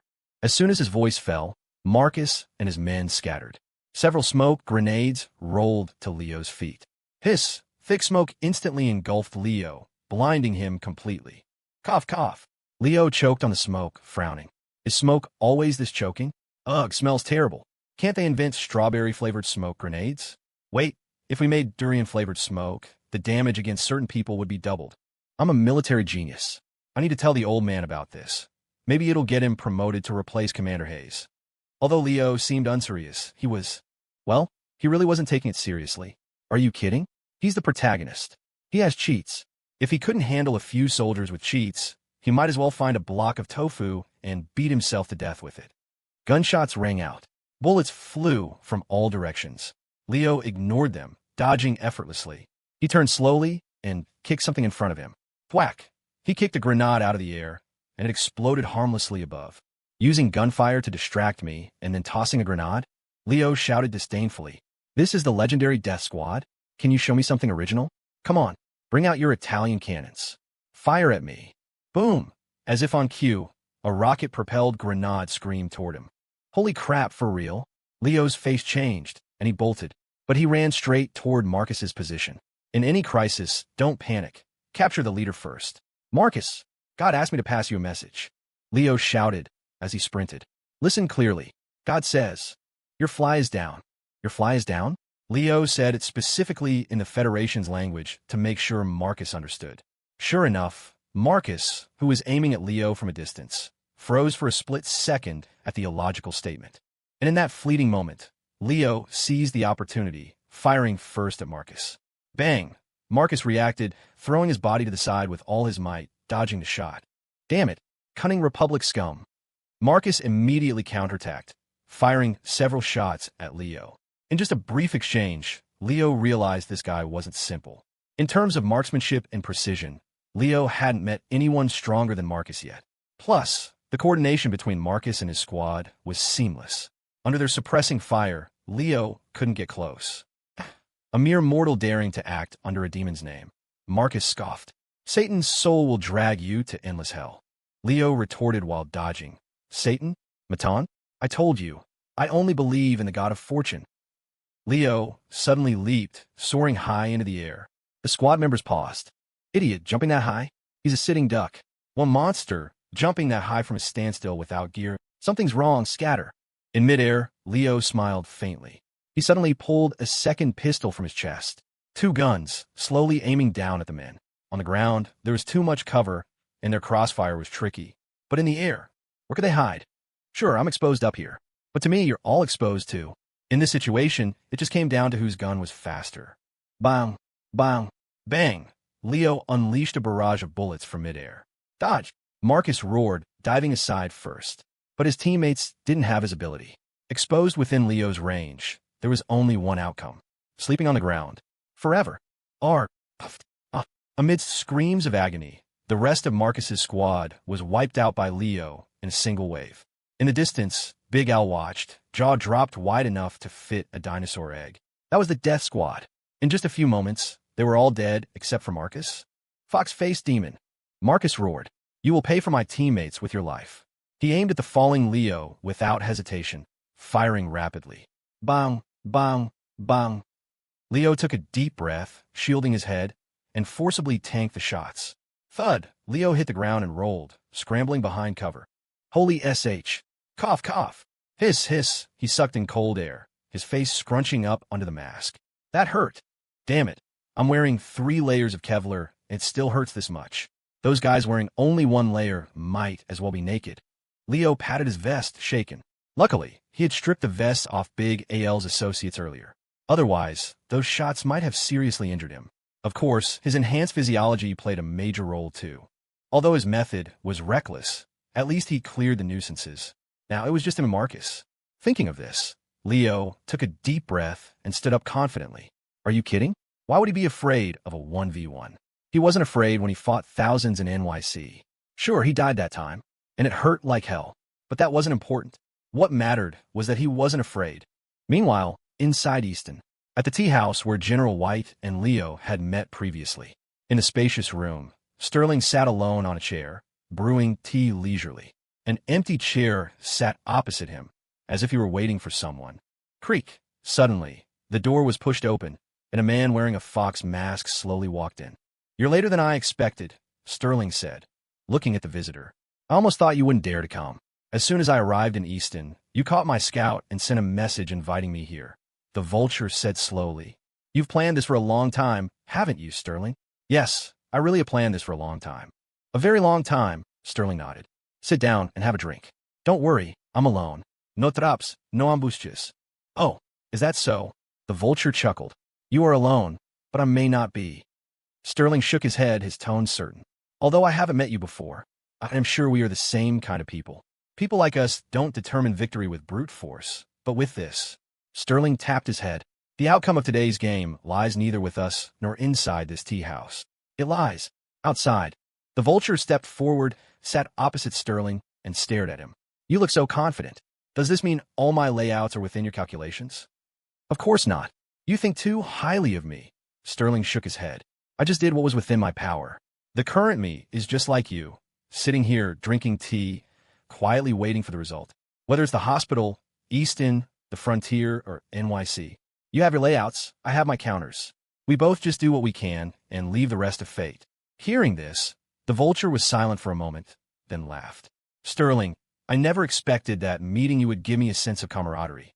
It's a pity. If I had met you before joining the vulture, perhaps we would have been good friends. The vulture lifted his teacup, tilted his mask slightly to reveal his mouth, and drank it in one go. Sterling also lifted his cup, but just as it reached his lips, he froze. His eyes widened, as if discovering something incredible. What did you just say? Before joining the vulture, he stared at the masked man, articulating every word. What do you mean by that? Wasn't the vulture organization created by you? I created the vulture? The vulture leader paused, then laughed. So, you always thought that was the case. Sterling's pupils contracted. You are just the leader, not the founder? The vulture nodded slowly. The organization, known as the vulture, has existed for a long time. Its leaders have constantly changed.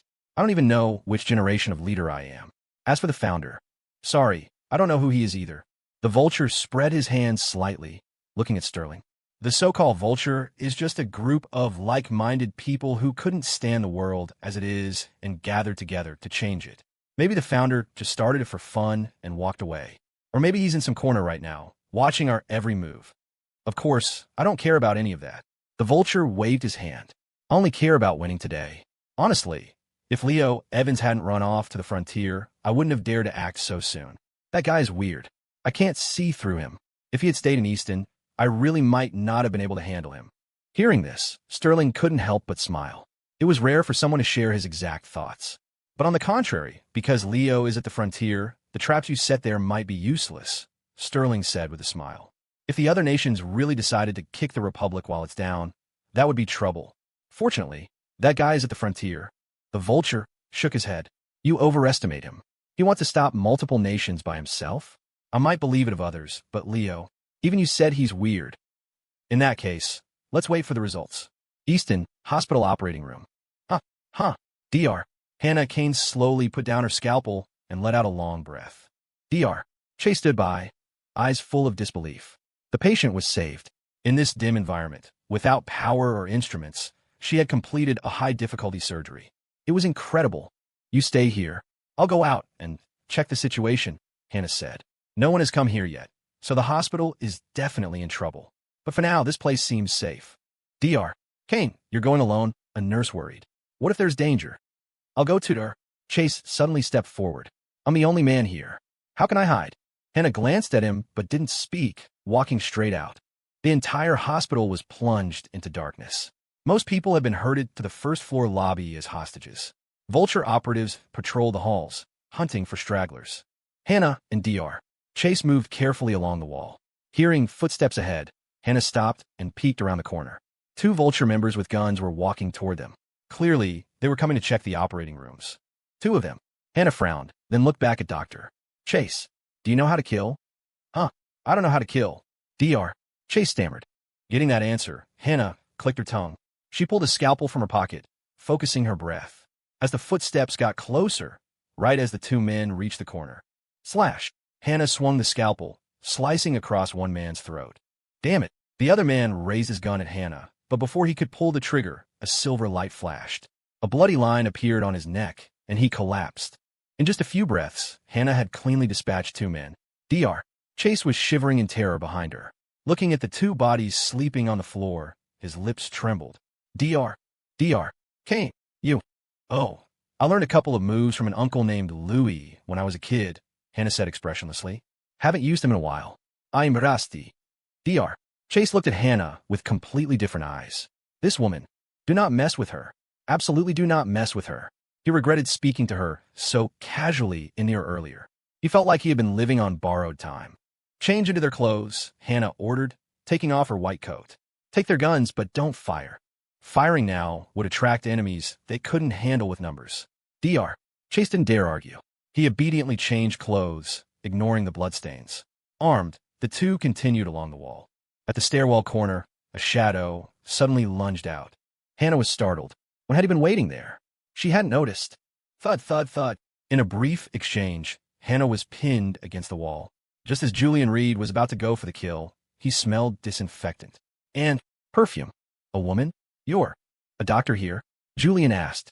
Hannah frowned. You aren't with them? Suddenly, Ava Reed's voice piped up. Huh, this sister looks familiar. Ava popped out from somewhere, pulling up a photo on her phone and comparing it to Hannah's face. Are you Hannah Kane? Who are you and how do you know my name? Hannah frowned. Ava looked up at Julian. Julian, she's the blind date Aunt Diane set you up with. Why are you fighting her? Julian's mouth twitched. He looked at the woman pinned under his hand. You're the Hannah Kane Aunt Diane mentioned? Hannah bit her lip lightly. It's me. Can you let go first? Julian quickly released her, a rare look of embarrassment on his face. After Julian let go, Hannah rolled her shoulder and looked him over carefully. So, you're the Julian Reed Aunt Diane talked about? That's me. Sorry about just now. I thought you were the enemy. It doesn't matter. But Aunt Diane never mentioned you had skills like that. Hannah stared at him intently. As a woman, her skills were top tier, yet she had been subdued by Julian in a single exchange. She suddenly felt a spike of curiosity about this man. Is that so? Julian smiled. That's strange. Aunt Diane told me you were just an ordinary doctor. Hannah blinked. So, it's Aunt Diane's fault. I wouldn't dare say that. She's an elder. After all, Julian smiled diplomatically. Beside them, Ava quietly raised her hand. Julian, shouldn't you guys talk about something useful? Like, who is that guy? Ava pointed at Dr. Chase, a dangerous glint in her eyes. Her brother's blind date had a man with her. If this guy had any relationship with Hannah, Ava was going to call Leo back immediately. For her brother's lifelong happiness, Ava didn't care about the consequences. 3 pairs of eyes turned to Dr. Chase. He was hugging his gun, curled up in the corner, trembling. Top student, just arrived at the hospital. Don't know why he insisted on following me out. Hannah glanced at Julian. He can't kill, just dead weight. Julian's mouth twitched. Is killing a required skill for doctors now? Dr. Chase nodded frantically in agreement. Finally, a normal person. His eyes softened as he looked at the siblings. But Julian, Leo, is a doctor too, and he has a ton of weird skills. Ava interjected. Julian's eye twitched. He rubbed his temples. Your husband is a weirdo. A special case among special cases. Besides, what kind of doctor is he? I forged his psychology license for him. Forged license? Hannah raised an eyebrow. You help people fake documents? Julian was speechless. You kill people, and I didn't say anything. Now you're judging me for a fake ID. Hannah thought for a moment, then nodded. Fair enough. Dr. Chase raised his hand weakly. Can we discuss business? We are still in danger. Is this a live blind date? Can we have some urgency? And that little girl, she looks like she has 0 combat power. Why is she so calm? Ava felt this was nothing.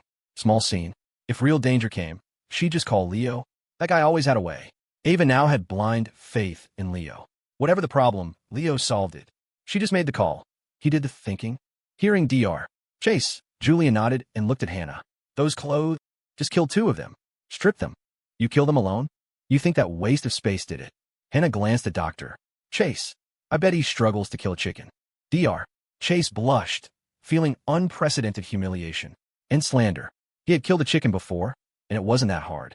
Sister Hannah, you're amazing. Ava looked at her with adoration. It's the first time I've seen a girl fight so well. Suddenly praised by Ava, Hannah was stunned and didn't know what to say. Julian looked behind them. You came from the operating rooms? Yes, finished a surgery and came out to check. I see. You didn't hear the broadcast because you were in surgery. The Vulture has controlled the hospital. They want everyone in the lobby as hostages to trade for something. Julian paused. They're hunting stragglers now, and I suspect there are moles among the hostages. It's tricky. Hannah nodded, understanding the situation. So what's your plan? She looked at Julian. You look like the type with a lot of bad ideas. Julian was speechless. Since we met, you've described me like a villain. Ms. Kane, if you have a problem with me, just say it. No. Hannah shook her head. I have no problem with you. You're just sensitive. Ava whispered in Julian's ear. Julian, you forgot you pinned her against the wall earlier? Maybe she wants revenge. Julian's mouth twitched. Surely not. He apologized. You too. Dr. Chase spoke up weakly again. It's been a while. We really should talk business. Shut up. Quiet. Julian and Hannah spoke simultaneously, then looked at each other.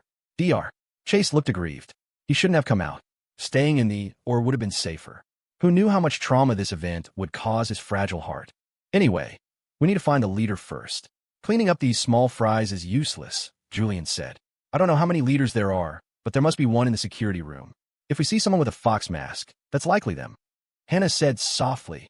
Then we go to the security room. Does your sister want to hide in the air first? No need. She stays with me. She's more useful than you think. Hannah didn't argue. She turned to Dr. Chase. Dr. Chase swallowed hard and silently handed his gun to Julian. I'll go hide in the OR. Julian took the gun. Sorry for the trouble. Easton Training Grounds. Instructor Slater was training new recruits. He sat with his legs crossed, his gaze sharp as a knife, scanning the people doing push-ups in front of him. Hold it.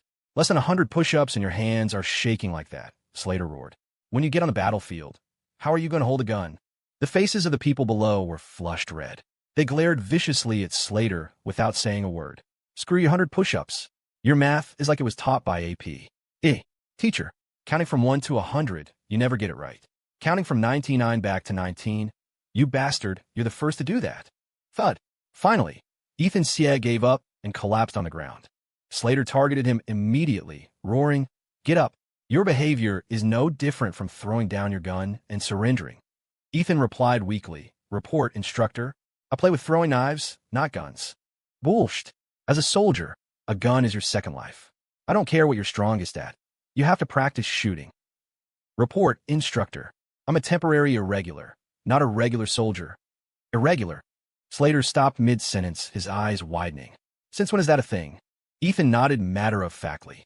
Yeah, not just me, but Leo Evans, the guy you were looking all over the streets for, is one too. We belong to the hired thugs invited by the military district. Strictly speaking, after the war games, our mission is done. As soon as these words came out, not only Slater, but also Bill the Battler Zane, Felix Jiang, and the others training together were dumbfounded. You two are freaking thugs. We were wondering when the military district started recruiting scoundrels. Turns out you two scoundrels are pure scoundrels. That's a violation. Rex the Tank Titan couldn't help shouting. That's obviously cheating. Then what do our war games count for? Ethan glanced at him and sneered. Can't even beat some wild street fighters, and you still have a nerve to bark. Shut up, all of you. Slater roared, intending to say something more. Suddenly, his phone rang. A call came in from Captain Invincible Zhao. Hello, what is it? I'm training troops. Slater, something happened. Captain Zhao's tone was grave. All special operatives in Easton gather immediately. Your brother's hospital has been controlled by the Vulture. Everyone inside has been taken hostage. What did you say? Slater's eyes widened. Then my brother... Yeah, your brother, Director Sullivan, is in danger too. SHD. I'll be right there. Slater hung up the phone, then shouted to several assistant instructors. Keep an eye on them. Don't let them run around. With that, he rushed into a car, slammed the gas, and left the training grounds. After he left, everyone immediately relaxed, collapsing onto the grass. Many stared viciously at Ethan Sieg, including Rex Titan. What are you looking at? Ethan looked disdainful. Want to fight me? Think about the consequences. I can't beat you guys, but when Leo comes back, he'll take revenge for me. Consider carefully if you want to provoke that guy. Hearing Leo's name, bad memories flooded everyone's minds, especially Rex Titan. Thinking of the punch Leo gave him, he slowly withdrew his gaze. Ethan snorted coldly, pride written all over his face. I might not be the biggest scoundrel, but my brother is. That guy's the one who really won't listen to reason. But, seeing Slater like that, did something happen in Easton? Ethan frowned slightly, but immediately shook his head and sneered. Fisk, look at my brain. Leo isn't here. What big thing could happen in Easton? Places where that guy is are the places where real trouble happens. Anything else is just a small scene. Thinking of this, Ethan ignored everything and continued to lie on the grass to rest. Meanwhile, many people learned the news of the incident at the hospital and rushed over. Silas, drive faster. Stop rushing me. I'm not Marco. Driving like this is already my limit. Master Silas complained while driving. With Hannah's skills, fighting 10 of you wouldn't be a problem. You're worried about her. Louis taught her plenty back in the day. If it really comes to a fight, leaving aside everything else, self-preservation is absolutely no problem. Horace Kane was unhappy hearing this. What are you saying? With those amateur moves Louis taught her, what if there's an accident? Yeah, I'm writing that down. I'll tell Louis later that you called his skills amateur. Stop talking nonsense. It just so happens Marco isn't here, otherwise we'd have been at the hospital long ago. Marco already flew a helicopter out of Easton to find Leo. You expect him to be your personal driver?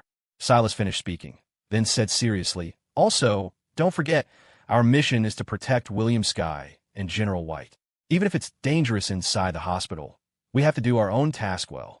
This is what Sterling ordered. Even if you don't trust me, you have to trust Sterling. Besides, Julian Reed is in hospital. With him there, nothing will happen. Don't underestimate that kid. If he gets serious, the Vulture's people won't be enough for him to play with. Hearing Silas say this, Horace finally relaxed a little. However, although Sterling ordered them to protect William Skye and General White, exactly how to protect them depended on the situation. The Vulture probably made complete preparations this time. What do we do later? Oh, if the Vulture wants to make a move, there are only a few possibilities. Either sniping or forceful assassination, where they arrange people to act from inside the hospital. It's also possible they have an ambush near William Skye. Silas drove while listing ways to kill William Skye and General White. Horace's face turned black. According to you, with so many ways to kill people, how can just the two of us defend against it? Relax. Silas looked relaxed. Sterling said we will have a strong outsider helper. Strong outsider helper? Who? I don't know. If you don't know, why the hell did you bring it up?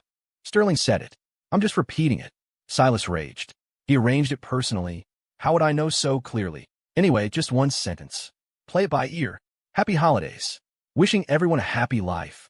Easton, inside the tea house. The Vulture checked the time and spoke slowly. There isn't much time left for William Skye. Steady, I am curious. How will you play this move? As soon as William Skye appears, he will die without a doubt. Sterling looked calm upon hearing this. Vulture, you can't win. I prepared for this day for so many years. The things you can see are too few. Sterling slowly picked up his teacup and continued. For you, your subordinates are pawns who act on your orders. But I am different from you. All I do is guide my friend to places where they can play their greatest roles. I won't tell them exactly what to do because I believe they can do better than what I arrange. Hearing these words, a sharp glint flashed in the Vulture's eyes. You mean you have a backup plan? That isn't a backup plan, Sterling said seriously. It's just that you are too conceited. You focused all your attention on a few of us, causing you to ignore many people. And those people are quite fatal to you. Looking at Sterling's appearance, the Vulture suddenly felt a sense of unease. He snorted coldly. You mean Anthony Reed's son? I admit he has talent, but that's all. He's experienced too little. Sterling, you don't intend to rely on him to turn the tables, do you? Ha. Sterling suddenly laughed loudly. Man, you're really interesting. I originally thought ignoring that guy was already quite careless of you. I didn't expect your evaluation of Julian Reed to be like this. Then, Sterling's smile faded, and he looked disappointed. Boring. Really boring. Prepared for so many years, I thought there would be an exciting match. I overestimated you, Vulture. Hearing this, the Vulture's expression under the mask was uncertain. Sterling's demeanor was definitely not faked. What was going on? If not Julian, who else? Who had he ignored? Meanwhile, Silas and Horace had arrived near the hospital. The hospital had been surrounded by Landon White and his men, and Slater arrived by car at the first moment. What's the situation inside the hospital now? Slater found Landon White and asked, Who did this? Has my brother sent any news? What are their conditions? Landon looked grave. Don't be loud. The target is the High Commander. We are currently scouting possible enemy attack points nearby. What's there to scout? Slater frowned. I'll take a group of people to infiltrate and rescue the hostages. And me. A voice rang out. Captain Invincible Zhao arrived at the scene, looking at Landon. Sergeant Mad Dog Wu is in charge of scouting. Slater and I will go in. With our skills, they won't discover us. Hearing this, Landon hesitated instantly. Slater and Captain Zhao were both special operatives. If they joined forces, there was hope. Then I'll leave it to you. I'll provide cover. Landon decided decisively. Captain Zhao and Slater looked at each other, took their equipment, and under Landon's cover, found a blind spot to quietly infiltrate the hospital. Unknown to them, this scene was all taken in by Vulture 5 and Vulture 3. Not going to do anything? Shiro Kiri whispered. Slater and Captain Zhao aren't ordinary people. Vulture 1 and Vulture 2 might not be able to deal with them. Might not. Vulture 5 chuckled lightly. If 1 and 2 meet those two, they will die without a doubt. Then you're just watching. What's the panic? 1 and 2 aren't fools. They won't confront those two head-on. Vulture 5 said slowly, with so many hostages, they have plenty of ways to deal with Zhao and Slater. Besides, even if something happens to 1 and 2, so what? Or rather, even if the leader's plan fails completely this time and the Vulture organization is destroyed, so what? Hearing this, Shirokiri's pupils shook violently. What do you mean by that? Nothing. Vulture 5 laughed. I just want to see how the plot of this play develops. To put it bluntly, I'm just here for the fun and to find some fun along the way. Oh, looks like they found us. Vulture 5 suddenly sked. He saw Sergeant Mad Dog Wu leading people toward their building. It's over. Surrounded. We can't run. Vulture 5 sucked in a breath of cold air, looking at Shirokiri. Quick, call your brother out, or we're dead. Shirokiri looked at him calmly. I told you, my brother has returned to the Pacific Isles. Is that so? Then let's surrender, Vulture 5 said with a face full of depression. Shirokiri stared at him. Sure enough, very quickly, Vulture 5 looked up and bantered. Just kidding. How could our great leader not anticipate this situation? Vulture 5 slowly took out a remote control and gently pressed a button on it. Boom! Boom! Boom! Explosions rang out continuously. The successive blasts were like a warning. Simultaneously, Vulture 5 suddenly took out a megaphone and shouted loudly. Don't come closer. If you dare to take one step closer, the fish dies and the net breaks. Just wait honestly for us to snipe your high commander here. If you dare to make a move on us, then I will detonate the other bombs. At least half of Easton will be blown up. Also, none of those hostages inside the hospital will survive. Hearing this, Sergeant Wu's face turned extremely ugly. Sure enough, the enemy was arranged at this optimal sniping point. But right now, facing Vulture 5's threat, Sergeant Wu didn't dare to act rashly for a moment. Tell Land in White, target found. After Sergeant Wu finished speaking, he pondered feasible plans in his heart. And Louis, who was lying prone at the sniping point, felt anxious inside. Sergeant Wu fell into the trap. Vulture 5 did this just to attract all their attention here. The real killing move against William Sky was elsewhere. Damn it, how do I get the message out? Louis's eyes shifted uncertainly. Suddenly, he saw Silas and Horace through the scope. An idea was born in his heart. Bang! Louis suddenly pulled the trigger, firing a shot at the car next to Silas. This shot instantly startled many people. It also confirmed for Sergeant Wu and the others that the sniper was in that position. Vulture 5 turned his head slowly, looking at Louis without a word. Louis looked calm and whispered, "Sorry, too nervous." The gun misfired. Hearing this explanation, Vulture 5 didn't say much, but said meaningfully, "Relax. Deep breath. Nervousness is normal. Of course, let this not be an example. SHD, are they sick? Why shoot at us?" Horace cursed. Who do they think we are? Exposing their position just to shoot at us. But looking at it, the sniper's level isn't great. He missed even this. Silas didn't speak. He walked to the car nearby, his gaze locking onto the spot where Louis had just shot. He frowned tightly, then squatted down slowly and picked up the bullet casing on the ground. This is a custom bullet I made for Louis. Silas turned his head slightly, looking toward Louis's direction. Although the distance was too far and he couldn't see anything, he knew Louis was there. The person who fired just now was Louis, Silas said with certainty. This is a bullet I made for him. He definitely wouldn't give it to anyone else. Louis. Horace was stunned. Then why did he shoot? He's sending us a signal. Silas looked worried. He wouldn't do this unless absolutely necessary. I think his current situation has reached a point where he can't solve it himself. So he took the risk to fire this shot, hoping we could help him. Hearing this, Horace looked grave. But we don't know anything. How can we help? Call Sterling, Silas said. Things that require brains should be handed to him. True. Horace didn't hesitate. He took out his phone and called Sterling directly. Meanwhile, in the tea house, Sterling looked at the ringing phone on the table, then at the Vulture in front of him. Not answering, the Vulture laughed. They seem to need your help very much. Sterling chuckled, then in front of him, not only answered the phone, but also put it on speaker. Sterling, something happened. Horace briefly recounted what had just happened and their deduction about Louis. Sterling listened silently, then spoke. Given Louis's character, even if he faced life or death himself, he wouldn't ask you for help. In this situation, there is only one possibility. It's not that his situation is dangerous, but Natalie sighed. Sterling, are you saying they made a move on Natalie Snow to threaten Louis? Horace raged. These bastards dare to touch Natalie. No wonder Louis acted like that. Sterling, is there still time to arrange someone to save Natalie now? Don't worry. She's in North Point. How can you save her? Sterling sighed. Originally, I just did it just in case. Now I really have to owe a favor. What do you mean? Sterling, you have a backup plan? Yeah, don't worry. Find a way to tell Louis that Natalie won't be in trouble. All right, you are reliable. After Horace hung up, Sterling picked up the phone and made another call. The vulture just watched quietly without speaking. Soon, the call connected. Sterling spoke first. Hello, it's me. Has anything happened to Natalie Snow? Meanwhile, North Point, the outskirts where Natalie was located. Beside the small wooden cabin, corpses lay scattered everywhere. They all bore the mark of the vulture, people sent to deal with Natalie. Blood stained the white bellflowers by the road red. The wooden cabin had long been destroyed beyond recognition. Obviously, a big battle had just taken place here. I was just about to call you. Carol, Evans put the phone to her ear. Sterling, my vacation was completely ruined by you. The vulture's people have all been dealt with. That little girl, named Natalie Snow, is perfectly fine. You owe me a big favor. If I had known it would be like this, I shouldn't have agreed to you. Carol snorted coldly. You said just help watch over. No accidents would happen. I really believe your nonsense. Do you know how many people the vulture sent? I brought more than half the people from the North Point military district just to barely gain an advantage. Otherwise, even I would be in danger. Hearing this, Sterling smiled bitterly. All right, consider it a big favor I owe you. Thank you so much this time.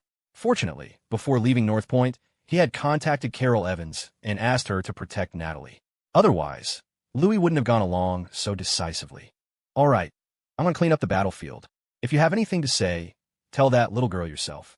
With that, Carol handed the phone to Natalie beside her. At this moment, Natalie's face and clothes were also stained with blood. She held a gun tightly in her hand, her eyes carrying a firm resolve. She took the phone. Brother Sterling, it's Natalie Snow. I'm fine now. Don't worry. Hearing Natalie's voice, Sterling finally breathed a sigh of relief. If something had really happened to her, he wouldn't have known how to explain it to Louis. Good, as long as you're fine. When we finish here, we'll go back to North Point to find you. Sterling smiled. By then, it should be about time to drink to your and Louis's wedding. Hearing this, Natalie blushed rarely. Then, she spoke seriously word by word. Brother Sterling, you must all come back alive. Don't worry, Louis will definitely appear in front of you intact. I mean all of you, Natalie said solemnly. You Louis, plus Silas and Horace. When it's time for the wedding wine, none of you can be missing. Hearing this, Sterling was silent for a moment, then spoke slowly. Okay, I promise you. Good. After hanging up, Sterling took a deep breath and placed the phone on the table. Clap, clap, clap. Suddenly, applause rang out. The vulture looked at Sterling with admiring eyes, clapping continuously. At the same time, he shook his head and sighed. So that's it. I never expected that the one who destroyed my plan would be Carol Evans. She left the North Point military district long ago. Even I had trouble finding her. Did you arrange this too? No. Sterling shook his head, amused. She really went on vacation. Maybe she hid her tracks intentionally because she was afraid someone would disturb her vacation. It took me a lot of effort to contact her through General George Evans. The vulture was stunned, then nodded with a bitter smile. Originally, I thought of using Natalie Snow to contain Louis. I didn't expect this plan to be cracked by you so easily. So you saw through his identity long ago? Afraid of him? Sterling asked with a smile. Afraid? How could I not be afraid? The vulture sighed. One of the Federation's 2 special operative aces, the Bellflower, who wouldn't be afraid. Back then, to get rid of those 2, the Vulture organization paid a heavy price. When I knew the Bellflower was still alive, I was surprised. Is that so? Then there are plenty more things to surprise you. Sterling smiled slightly, looking at the vulture mysteriously, and spoke slowly. I said 2 special operative aces. Since Louis is still alive, guess. Is the other one still alive? The one whose true face no one has ever seen, who is famous alongside the Bellflower, the Federation's other special operative ace. Codename, the Mystic, at the joint online conference convened by Carlisle. Frontier commanders from various countries gathered together, preparing to discuss how to kick the Federation while it was down. However, just then, the late-arriving Carlisle entered the meeting and immediately glared at Commander Rains of the Pacific Isles. Rains, do you want to start a war with the U.S.? Carlisle roared. This sentence confused everyone. What was going on?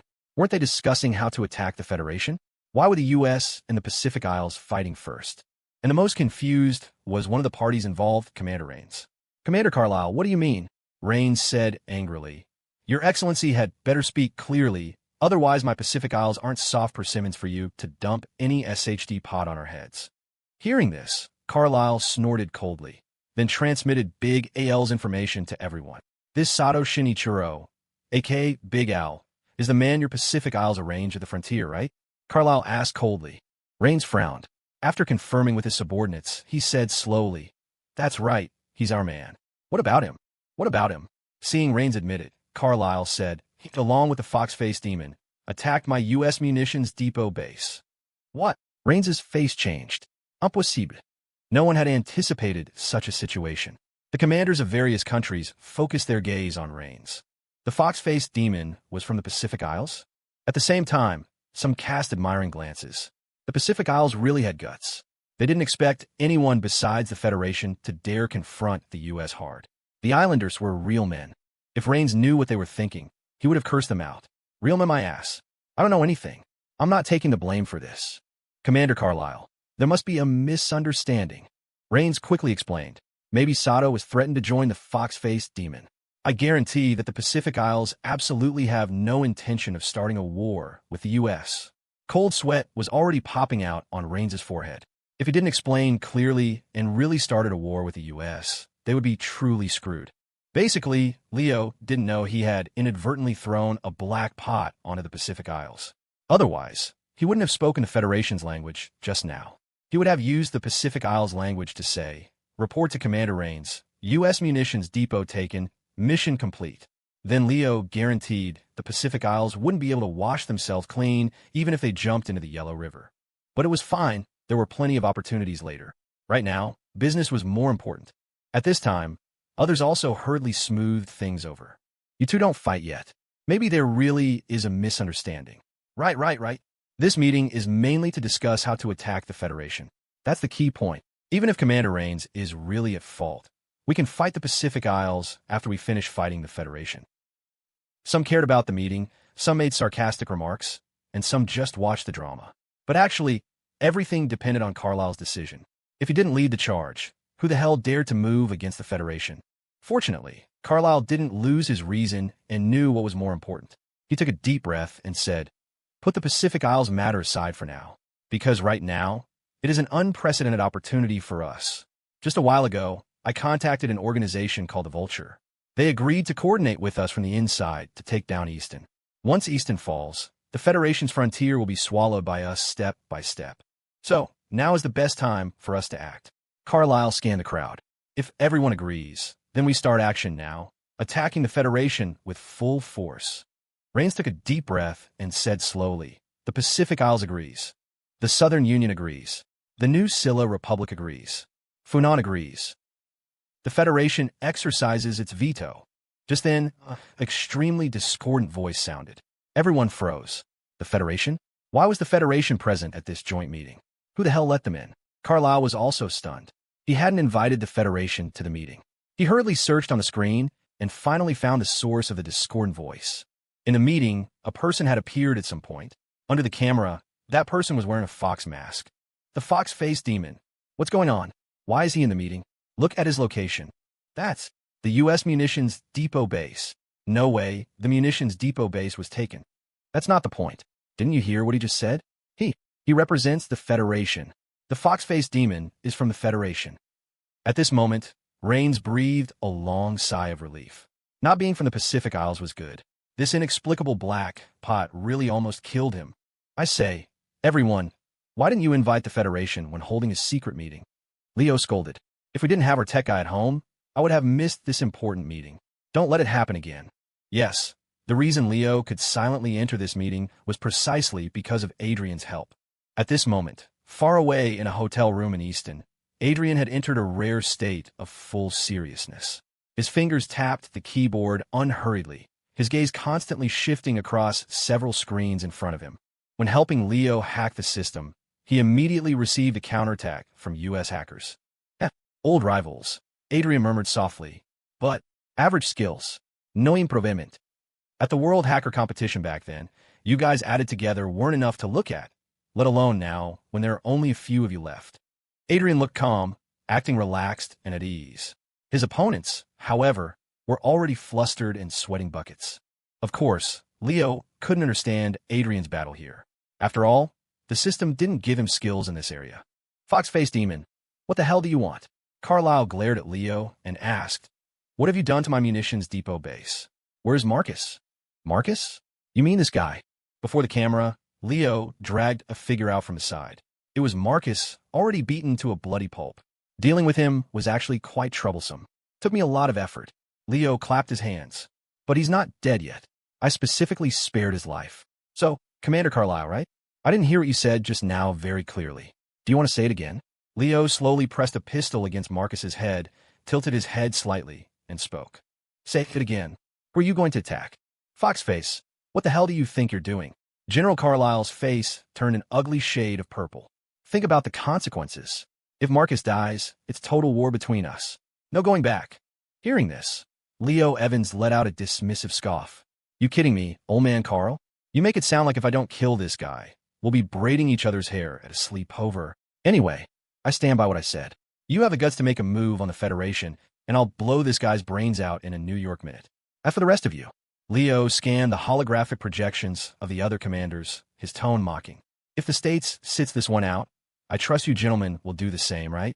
I'm doing this for your own good. Given the States' track record, who's to say they won't stab you in the back? Who knows, right? I mean, just rummaging through this armory base, I found quite a few of the States' contingency plans targeting your nations. As soon as these words came out, the other commanders froze, casting suspicious glances at Carlyle. Could be true. Carlyle was so furious his face flushed red. Don't listen to him. We absolutely do not have anything like that. Even if they did, how could it be stored in a frontier armory base? That kind of intel would be top secret, stored in the Pentagon equivalent. Right, absolutely nothing like that. Leo nodded furiously, his voice dripping with sarcasm. I just made all that up just now. Carlyle clenched his fist, staring daggers at Leo through the screen, wishing he could flay the man alive. At this moment, Commander Rains from the Isles suddenly spoke up. General Carlyle, surely you wouldn't abandon the offensive against the Federation just because of Marcus, would you? If the States only cares about its own assets, who would dare collaborate with you in the future? 2 simple sentences, and Rains had effectively roasted Carlyle over a fire. The others chimed in, urging Carlyle to prioritize the bigger picture. Carlyle snorted coldly, glaring at them. He knew perfectly well these bastards wanted Foxface to kill Marcus right now. Marcus's death would be a huge loss for the U.S., but for them, it was all benefit and no risk. The fact that Marcus had earned the title the Butcher on the frontier was proof enough that he had offended plenty of other nations. Who are you? Got a lot to say, don't you? Leo suddenly turned his gaze to Commander Rains. Just because I didn't raid the Isles Armory, you think you're safe to talk trash? Rains's mouth twitched, but he stayed silent. He wasn't stupid. If this Foxface demon could take down a U.S. base, the Isles base wouldn't stand chance. Just look at the state Marcus was in. Carlyle took a deep breath, speaking each word with heavy emphasis. Foxface, if you release Marcus right now, the States can overlook the armory incident. We'll wipe the slate clean. Otherwise, you'll be placed on the State's supreme priority blacklist. A global kill order. Leo didn't react to the first sentence. But the moment Carlyle mentioned the supreme priority blacklist, Leo's eyes lit up like Christmas lights. Really? You mean it? No takebacks. Leo pressed the gun barrel harder against Marcus's temple. It's a deal. As long as I kill Marcus, you have to put that warrant on me. And it has to be the highest level. The kind the whole world knows about. Seeing this reaction, everyone was stunned. Carlyle was dumbfounded. He frantically replayed his words in his head, thinking he must have misspoken. But no, his threat was standard. So, it was this Foxface demon who was broken. Who the hell likes being wanted? Wait, Foxface. Bang! Before Carlyle could finish, Leo pulled the trigger. In the eyes of the world's military leaders, Marcus, the U.S.'s strongest ace, the butcher of the frontier, slumped over. Dead silent. Carlyle froze. Marcus was just dead, just because of one sentence. Foxface! Carlyle roared in a fury. I swear to God, I will make you regret being born into this world. Hearing this, Leo looked serious. You sure? You still won't mess with me? The States will not rest until you are dead. Good. Then let's not rest. Leo roared back, matching his energy. Since it's total war, I might as well blow up your armory. Carlyle. At that moment, the expression on Carlyle's face was a masterpiece of abstract art. The rage vanished instantly, replaced by sheer confusion and even a hint of dull shock. No. Wait. Carlyle's voice suddenly went weak. Let's talk about this. Talk my ass. You said total war. What's left to talk about? Leo cursed loudly. Now, issue that warrant for me, and then I'll blow up your armory. It's a win-win. I I can choose not to issue the warrant. Just calm down. What the hell? You won't issue it. Leo was instantly furious. I went to all this trouble just for that stupid piece of paper. And now you're holding out on me. Fine, don't issue it. Just wait. Leo pointed a finger at Carlisle's nose on the screen. I'm gonna blow this place sky high, and we'll see if you issue it then. He didn't even wait for Carlisle to respond before cutting the connection and exiting the conference. Carlisle didn't even have room to negotiate. Watching Leo disappear from the screen, Carlisle had a mental breakdown. Where the hell did this psychopath come from? Putting a bounty on him is wrong. Not putting a bounty on him is wrong. What does he actually want? Even now, Carlisle couldn't figure out the enemy's true objective. To stop the attack on the Federation? Didn't look like it. To get a bounty on his head? What kind of lunatic plays like that? Is he addicted to being hunted? In this sudden turn of events, Commander Rains was the first to speak up. Ahem. Commander Carlisle should probably go deal with that fox face. Right. If that maniac actually blows up the armory, the state's losses will be catastrophic. The matter of attacking the Federation. We should rethink it. Seeing the U.S. get entangled with such a lunatic, the other commanders wore expressions of pure schadenfreude. Marcus was dead, and the U.S. armory was about to go up in smoke. For them, this was a massive win with zero cost. After all, attacking the Federation would have cost them dearly, and they'd still have to watch their backs against the states. Now, without spending a single soldier, the states was crippled. This was great news. If the Federation didn't have its own internal crisis right now, High Commander William Skye would undoubtedly call a joint meeting to blitz the states. Carlisle's face was black as thunder. He knew attacking the Federation was now impossible. The U.S. itself was in danger. He immediately exited the meeting and turned to his adjutant. Issue the warrant for Foxface. Supreme priority blacklist. Also, order everyone currently on the frontier to hunt that guy down. I don't want him alive. Bring me his corpse. Huh? Why is the progress bar moving? Leo stared at the mission progress bar that was inexplicably filling up and raised an eyebrow. Old man Carl was efficient. The warrant was out already. Old man Carl, seriously, I'm moved to tears. Leo wiped a non-existent tear from the corner of his eye. Don't worry, Carl. To honor this warrant, I promise to blow this place up thoroughly. Brother Foxface. At that moment, Big Al ran over from a distance. I found a main munitions vault, but a few minutes later, Leo stood in front of the massive vault door, blinking. It looks like the states activated the vault's defense protocols remotely. If we force it open, the contents will self-destruct. Self-destruct. Leo paused. Ow. Like explode? I don't think it would be that aggressive. Probably chemical neutralization. This troublesome. Leo didn't hesitate. He pulled out his phone and called Adrian. After hearing Leo's situation, Adrian was silent for a long time before speaking. If I disarm the system for you, the states will flag me as your accomplice. Come on, man. We're partners. I'm not doing it. That much explosive ordnance? Something's bound to go wrong. I'm not taking the fall for this. After this is done, I'll introduce you to Zara Collins. Leo chuckled mischievously. I've noticed, you always pay extra attention to her. Be honest, you crushing on her. Adrian, don't be shy. We're both men here, and it's just the two of us. What can't you say? Leo suddenly went into gossip mode, chattering away. Honestly, I think you two are a good match. Zara's not bad looking, just a bit quiet. But I'm curious about one thing. I recall you two haven't actually met in person. You just battled online, right? TSK. Adrian, my man. Is this an online romance? How old are you? Click. A soft sound interrupted Leo's rambling. The incredibly secure defense system of the munitions vault popped open. It had been cracked some time ago. Adrian's voice came through the earpiece. The door is open. Can you shut up now? Okay. I promise I won't tell a soul. Leo grinned and hung up. Oh, Adrian, I'm going to eat off this secret for the rest of my life. Putting the phone back in his pocket, Leo walked into the vault and smacked his lips. TSK, this is a lot. Am I going to overdo it? Leo hesitated. What lay before him was the state's entire stockpile for the frontier. Compared to the fireworks he usually played with, this was in a completely different weight class. And he had his skill buffs active. If he detonated this, Julian should be able to cover for me, right? Leo bit his lip, then comforted himself. Besides, these are the state's explosives. What does it have to do with me? If anyone's to blame, it's the states for not guarding them properly. Such important stuff, and they didn't leave a guard dog, right? Nothing to do with me. The fox-faced demon blew it up.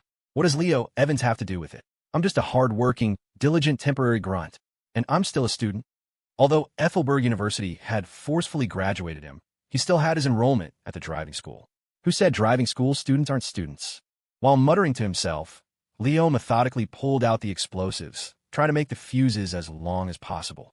With a blast of this magnitude, if he was too close, even he wouldn't be able to run fast enough. Big Al watched this scene from his side, cold sweat pouring down his face.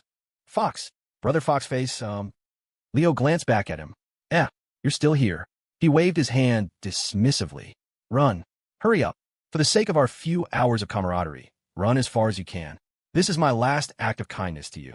Hearing this, Big Al didn't hesitate. He turned and sprinted, running like his life depended on it. He'd never run so fast in his life. Of course he ran.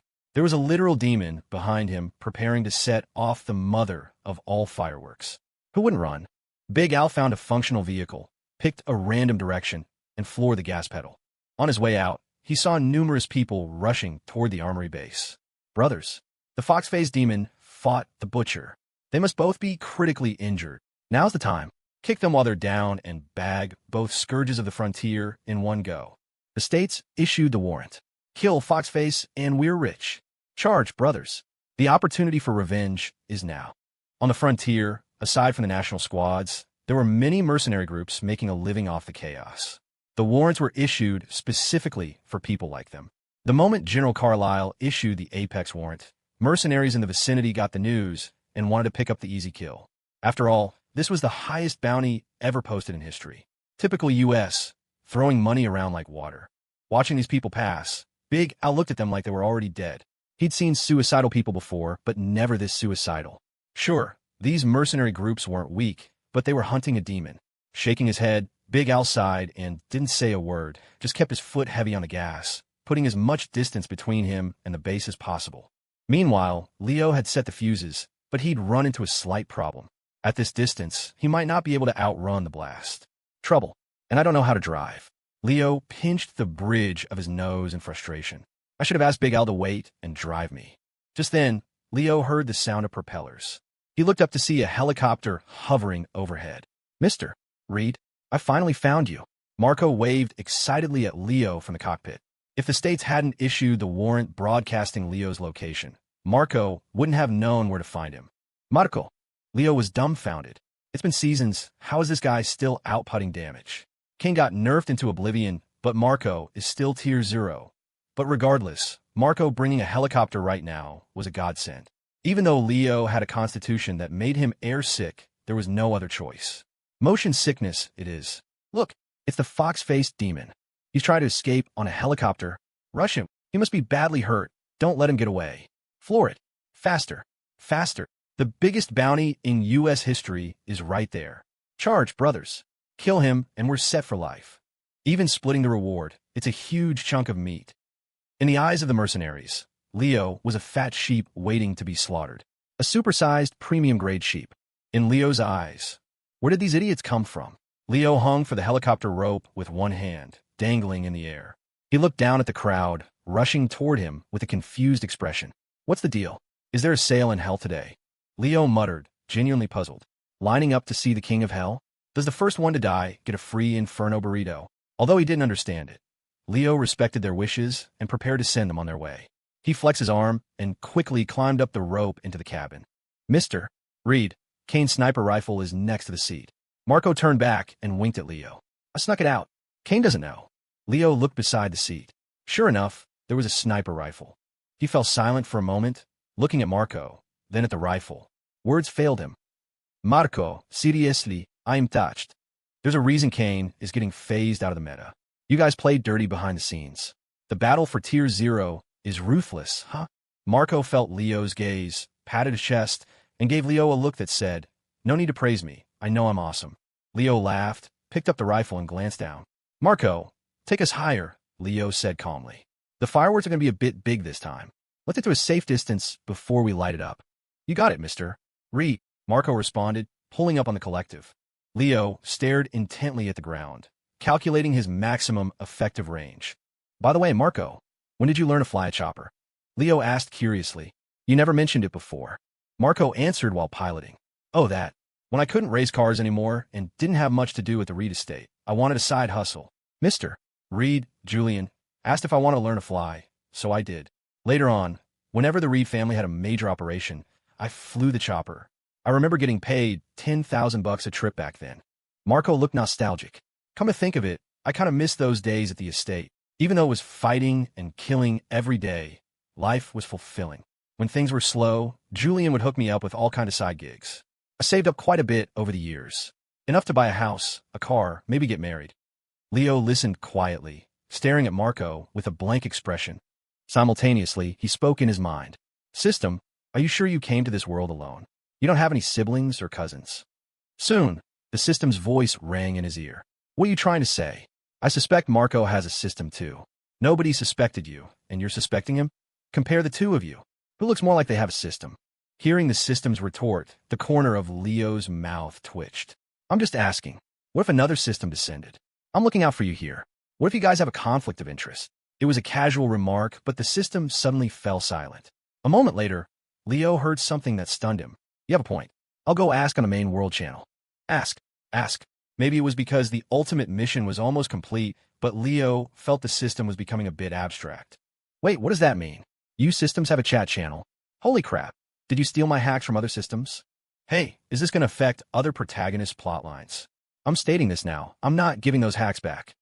Before Leo could finish, the system's voice returned. It's fine. You don't have to return those skills. Leo breathed a sigh of relief. Without those hacks, he was just an ordinary top-scoring student. But before he could fully exhale, the system continued. Because those are all leftovers that nobody else wanted. Now, so they weren't stolen, they were trash-picked?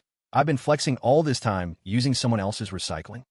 System, Leo said with profound calm. Fuck you. I don't have a mother. At this moment, Leo felt a deep sense of powerlessness. For the first time, he found everything utterly speechless. Mr. Reed, we can't go any higher. Marcos Chautif. This is the ceiling. Leo remembered the task at hand. He looked down, propped up the sniper rifle, and calculated. It was just within range. Leo sighed and muttered, trash or not, as long as it works. Without those hacks, he wouldn't even know how to use a sniper rifle. Taking a deep breath, he aimed at the prepositioned explosives and slowly pulled the trigger. Bang! The sniper bullet rained down from the heavens, accurately striking the explosives. Kaboom! A loud bang. The explosives detonated. The mercenaries were startled by the sudden blast, but soon they realized it was just a generic, small explosion. No one noticed that the explosion had lit a fuse, which was now burning at a rapid speed. Marco, get us out of here, Leo yelled. Marco immediately maneuvered the helicopter, flying away toward the horizon. Seeing this, the mercenaries cursed loudly. Fuck, he got away. Damn it, wasted trip. Let's see if we can scavenge anything good left behind. This is the state's armory base. There has to be good loot. The fox-faced demon ran so fast he definitely couldn't take all the valuable stuff. Since they couldn't kill the demon, they set their sights on the loot. Just then, someone stopped, ears perking up in confusion. Strange. What's that sound? Sounds like something burning. Before he could finish his sentence, a blinding white light flashed before his eyes. Boom! The armory exploded. Easton, inside a tea house. Sterling and the vulture sat calmly, sipping tea in silence. Suddenly, the teacups on the table began to rattle. Ripples formed in the tea. What was happening? Earthquake. Soon, the shaking intensified. The vulture's eye twitched. Was it really an earthquake? Should they run? He glanced at Sterling. Seeing the other man motionless, he scoffed and stayed seated. If you don't run, I won't run. Worst case, we get buried together. Who's afraid of who? Although dying like this would be ridiculous, he was the leader of the Vulture organization. He couldn't show fear in front of Sterling over a mere earthquake. Sterling, however, stared at his teacup with a weird expression. Easton isn't prone to earthquakes. This feeling, it's familiar. An image popped into Sterling's mind. He gritted his teeth and swallowed hard. No way, right? That kid is on the frontier. How big of a mess did he make to affect Easton all the way from there? Sterling was no longer calm inside. If it really is that kid, the power of this explosion, who the hell can cover for him? He didn't blow up an entire country, did he? Fuck, what did he do? At this moment, both the Vulture and Sterling were panicking internally. One worried about a natural disaster ruining the operation. The other prayed Leo hadn't blown up Easton by mistake. But on the surface, both maintained terrifyingly calm faces, as if nothing could faze them. Steady as an old dog. Conscience. Absolute lack of conscience. He's a demon. A true demon. The states actually dared to put a bounty on a demon like that. No amount of lives can fill the hole they dug for money. The frontier is too scary. I want to go home. I want my mommy. Facing the rising mushroom cloud, countless survivors trembled, legs turning to jelly. What happened? Did someone drop a nuke? Because of this sudden explosion, the entire frontier was in chaos. Forget attacking the Federation. The state's phone lines were melting down. General Carlisle's eyes were bloodshot. The phone rang incessantly, but he didn't reach for it. He actually dared. How did he dare to do this? Carlisle clenched his fist, whispering, "Big trouble. This is really big trouble." He hadn't anticipated the explosion would be this powerful. He knew the explosive yield in the armory. It shouldn't have caused this much destruction. That fox-faced bastard must have used something else. Damn it, Carlisle cursed, slamming his hand on the table. Although Foxface did it, and the other nations knew it, the U.S. bore undeniable responsibility. Who told you to store that many explosives in the armory and not guard it properly? The states had to take the primary blame. Just then, Carlisle's adjutant pushed the door open, looking complicated. "General Carlisle, we just received messages from multiple nations. They're withdrawing from all operations against the Federation. And they also said..." "Said what?" Carlisle gritted his teeth and roared. "Say it word for word. What did those bastards say?" The adjutant swallowed, speaking with difficulty. They said they love peace. They hope the states and the Federation avoid unnecessary conflict and coexist peacefully. Hearing this, Carlisle stood frozen, stunned for a long time. Finally, he laughed in anger. A few hours ago, they were in a meeting plotting to invade the Federation. Now they tell me they love peace. Obviously, after seeing that explosion, they were terrified of the Federation, or rather, the fox-faced demon. The guy could pull this off at a U.S. base on the frontier. If he slipped into their borders one day and did the same, who could handle that? You can intercept a missile in the sky. How do you intercept a fox-faced demon? You wouldn't even know if he was hiding under your bed. So, the nations raised the anti-war banner, vying to be peace lovers. This enraged Carlisle. He knew those bastards were fence-sitters, but he didn't expect them to fall this easily. Can't win, so you become a pacifist? However, before Carlisle could catch his breath, another person rushed in. "Be bad news, General." Foxface used some method to send a message to every nation. He said the explosion had nothing to do with him. It was a U.S. false flag operation. He said, how could he, a single man, take down a U.S. armory base? Finally, he called us shameless. After speaking, the man glanced cautiously at Carlisle. Carlisle stood frozen, pupils dilated, an expression of disbelief on his face. "General Carlisle." Carlisle suddenly spat a mouthful of blood. His subordinates rushed to support him. After a long while, Carlisle recovered, his eyes filled with fury. He said in a low voice, "Notify the Federation. Tell them to hand over the fox-faced demon. If they don't, then we burn it all down together." Carlisle seemed to have made a decision. He couldn't swallow this insult. Phew, almost didn't make it out. On the helicopter, Leo exhaled a long breath and tossed his phone aside. Fighting back the nausea of motion sickness, he looked at Marco. "Marco, how long to fly back to Easton?" "Won't be there anytime soon. Why don't you rest a bit, Mr. Reed?" Marco suggested. Leo nodded decisively and found a stick-like object. His mission was done. There shouldn't be anything for him to do before they got back to Easton. "I wonder if the situation in Easton is resolved." Leo muttered, then shook his head. "Marco, I'm gonna sleep. Wake me if anything happens." With that, he promptly knocked himself out with the stick. Marco watched this, shaking his head in admiration. Mr. Reed really is Mr. Reed. Even his sleeping method is so fresh and refined. Marco focused on flying. Although Leo was physically unconscious, he could still clearly hear the system's voice. "Congratulations, host. Ultimate mission complete. Here is your reward." Unlike its previous strictness, the system's speech was becoming looser and more casual. Maybe because it was getting promoted. Leo silently roasted it, then looked at his hard-earned ultimate reward. Giving rewards so casually. "Where did you pick up this trash skill?" Leo's eyes snapped open in his mind, staring incredulously at the ultimate reward on the panel. System, tell me honestly, who the hell did you rob to get this?" "Easton Hospital Lobby. I am the director of this hospital." "Who are you people?" Director Sullivan stood before the crowd, his eyes fixed on Vulture 2. Around them, members of the Vulture organization stood silently, their guns trained on hostages. Under such a threat, everyone in the hospital realized they had become leverage. "Director Sullivan, is it? I know who you are. Vulture 2 toyed with his gun, speaking casually. Don't worry. As long as you don't do anything superfluous to interfere with our plans, you are safe. At least for the moment. Hearing this, panic appeared on many faces, especially one familiar figure in the crowd. Tanner King. He was on the verge of a breakdown. He had just come in to get his cash changed today. How did he end up in this mess? He'd had such bad luck lately. Why did the universe hate him? Tanner suddenly stood up, his lips trembling. My family has money. My dad is loaded. I'll give you whatever you want to let me go. Name a price. I can call my dad right now. Hearing this, many people looked at him with disdain. But Tanner didn't care. As the saying goes, every man for himself. There was no reason for him to die with these people. Vulture 2 turned, looking at Tanner with contempt, and sneered. Money? Do you think we're doing this for money? Tanner froze. And no, he reacted quickly, stammering. Even if it's not money, you must have a goal, right?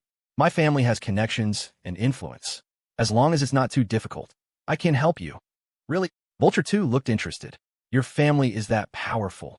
Oh, of course. Can your family help me kill the High Commander? Of course. Tanner froze, staring blankly at Vulture 2, unable to believe what he just heard. Kill the High Commander? Even with a bigger background, he wouldn't dare promise that. Director Sullivan looked at Vulture 2. So that's your goal. I see. You're the Vulture organization, aren't you? You talk too much, Sullivan. Vulture 2 dug a finger into his ear impatiently, then suddenly looked at Tanner. Hey, I just had an idea. Kid with the background. I'll give you a chance to leave. How about it? Tanner's face lit up. Oh, really? Of course. Vulture 2 smiled and nodded, then suddenly tossed his gun to Tanner. As long as you take that gun and kill him. He pointed a finger at Director Sullivan. The moment he dies, I'll let you walk out. I keep my word. Tanner stood paralyzed, staring at the gun on the floor. Everyone's eyes were on him. After a moment, Tanner slowly bent down and picked up the pistol with his uninjured hand. He fixed his gaze on Director Sullivan. Sullivan looked back calmly, making no move. Tanner raised his hand, trembling, and aimed the muzzle at Sullivan. That's right, just like that. Vulture 2 said excitedly. Pull the trigger. Shoot. It's a simple action, right? Fire that shot, and you can walk out of here like a king. No one will stop you. And don't worry about the trouble after killing him. I guarantee no one will know you killed Sullivan. Hearing this, fear washed over the crowd. Did that mean all witnesses would die? Under Vulture 2's seduction, Tanner's finger on the trigger tightened, his body shaking uncontrollably. However, no one expected what happened next in that split second. You motherfucker! Tanner roared, suddenly swung the gun around, aimed at Vulture 2, and pulled the trigger. Click, click, click, click. Only soft clicks were heard. No bullets fired. The gun was empty. Tanner stared blankly at the gun in his hand. He popped the magazine empty. Vulture 2 looked at him coldly. You could tell if a gun has bullets by the weight. Congratulations. You lost your only chance to live. He slowly pulled another pistol from his pocket and aimed it at Tanner. Tanner looked at the black muzzle, his face pale as a sheet. Soon, seeming to accept his fate, he dropped the gun and closed his eyes. Vulture 2, however, looked curious. I admit, I misjudged you. You were scared to death just a moment ago. Yet now you face death so calmly. Interesting. Tell me, why did you turn the gun on me? Hearing this, Tanner opened his eyes and gave a bitter smile. What's hard to understand? I know I'm not a good person, but I'm not rotten to the core either. Vulture 2 nodded slightly, acknowledging the sentiment. Very well, then you will pay for that. Backbone. Vulture 2 pulled the trigger. Bang! A bullet flew from the muzzle, straight toward Tanner's heart. A muffled groan. Blood splattered onto Tanner's face. He stared blankly at the figure blocking him. His brain short-circuited. Director Sullivan, why? Director Sullivan stood in front of Tanner, having taken the bullet for him. Tanner scrambled to support the collapsing Sullivan, watching blood pour from his abdomen. Tears welled up in his eyes. Why? For someone like me. Tanner never thought there would come a day when someone would stand in front of him and take a bullet. He knew he wasn't a good guy. Spoiled rich kid was his best descriptor. He knew all that. So he never thought he'd have a good ending. But at this moment, a wordless feeling filled his heart. Tanner didn't know what it was: sadness, gratitude, anger, regret. Quit crying. Don't be so dramatic, Sullivan said, lips trembling. Your dad gave me so much money. If you die, I can't explain it to him. Besides, this is my hospital.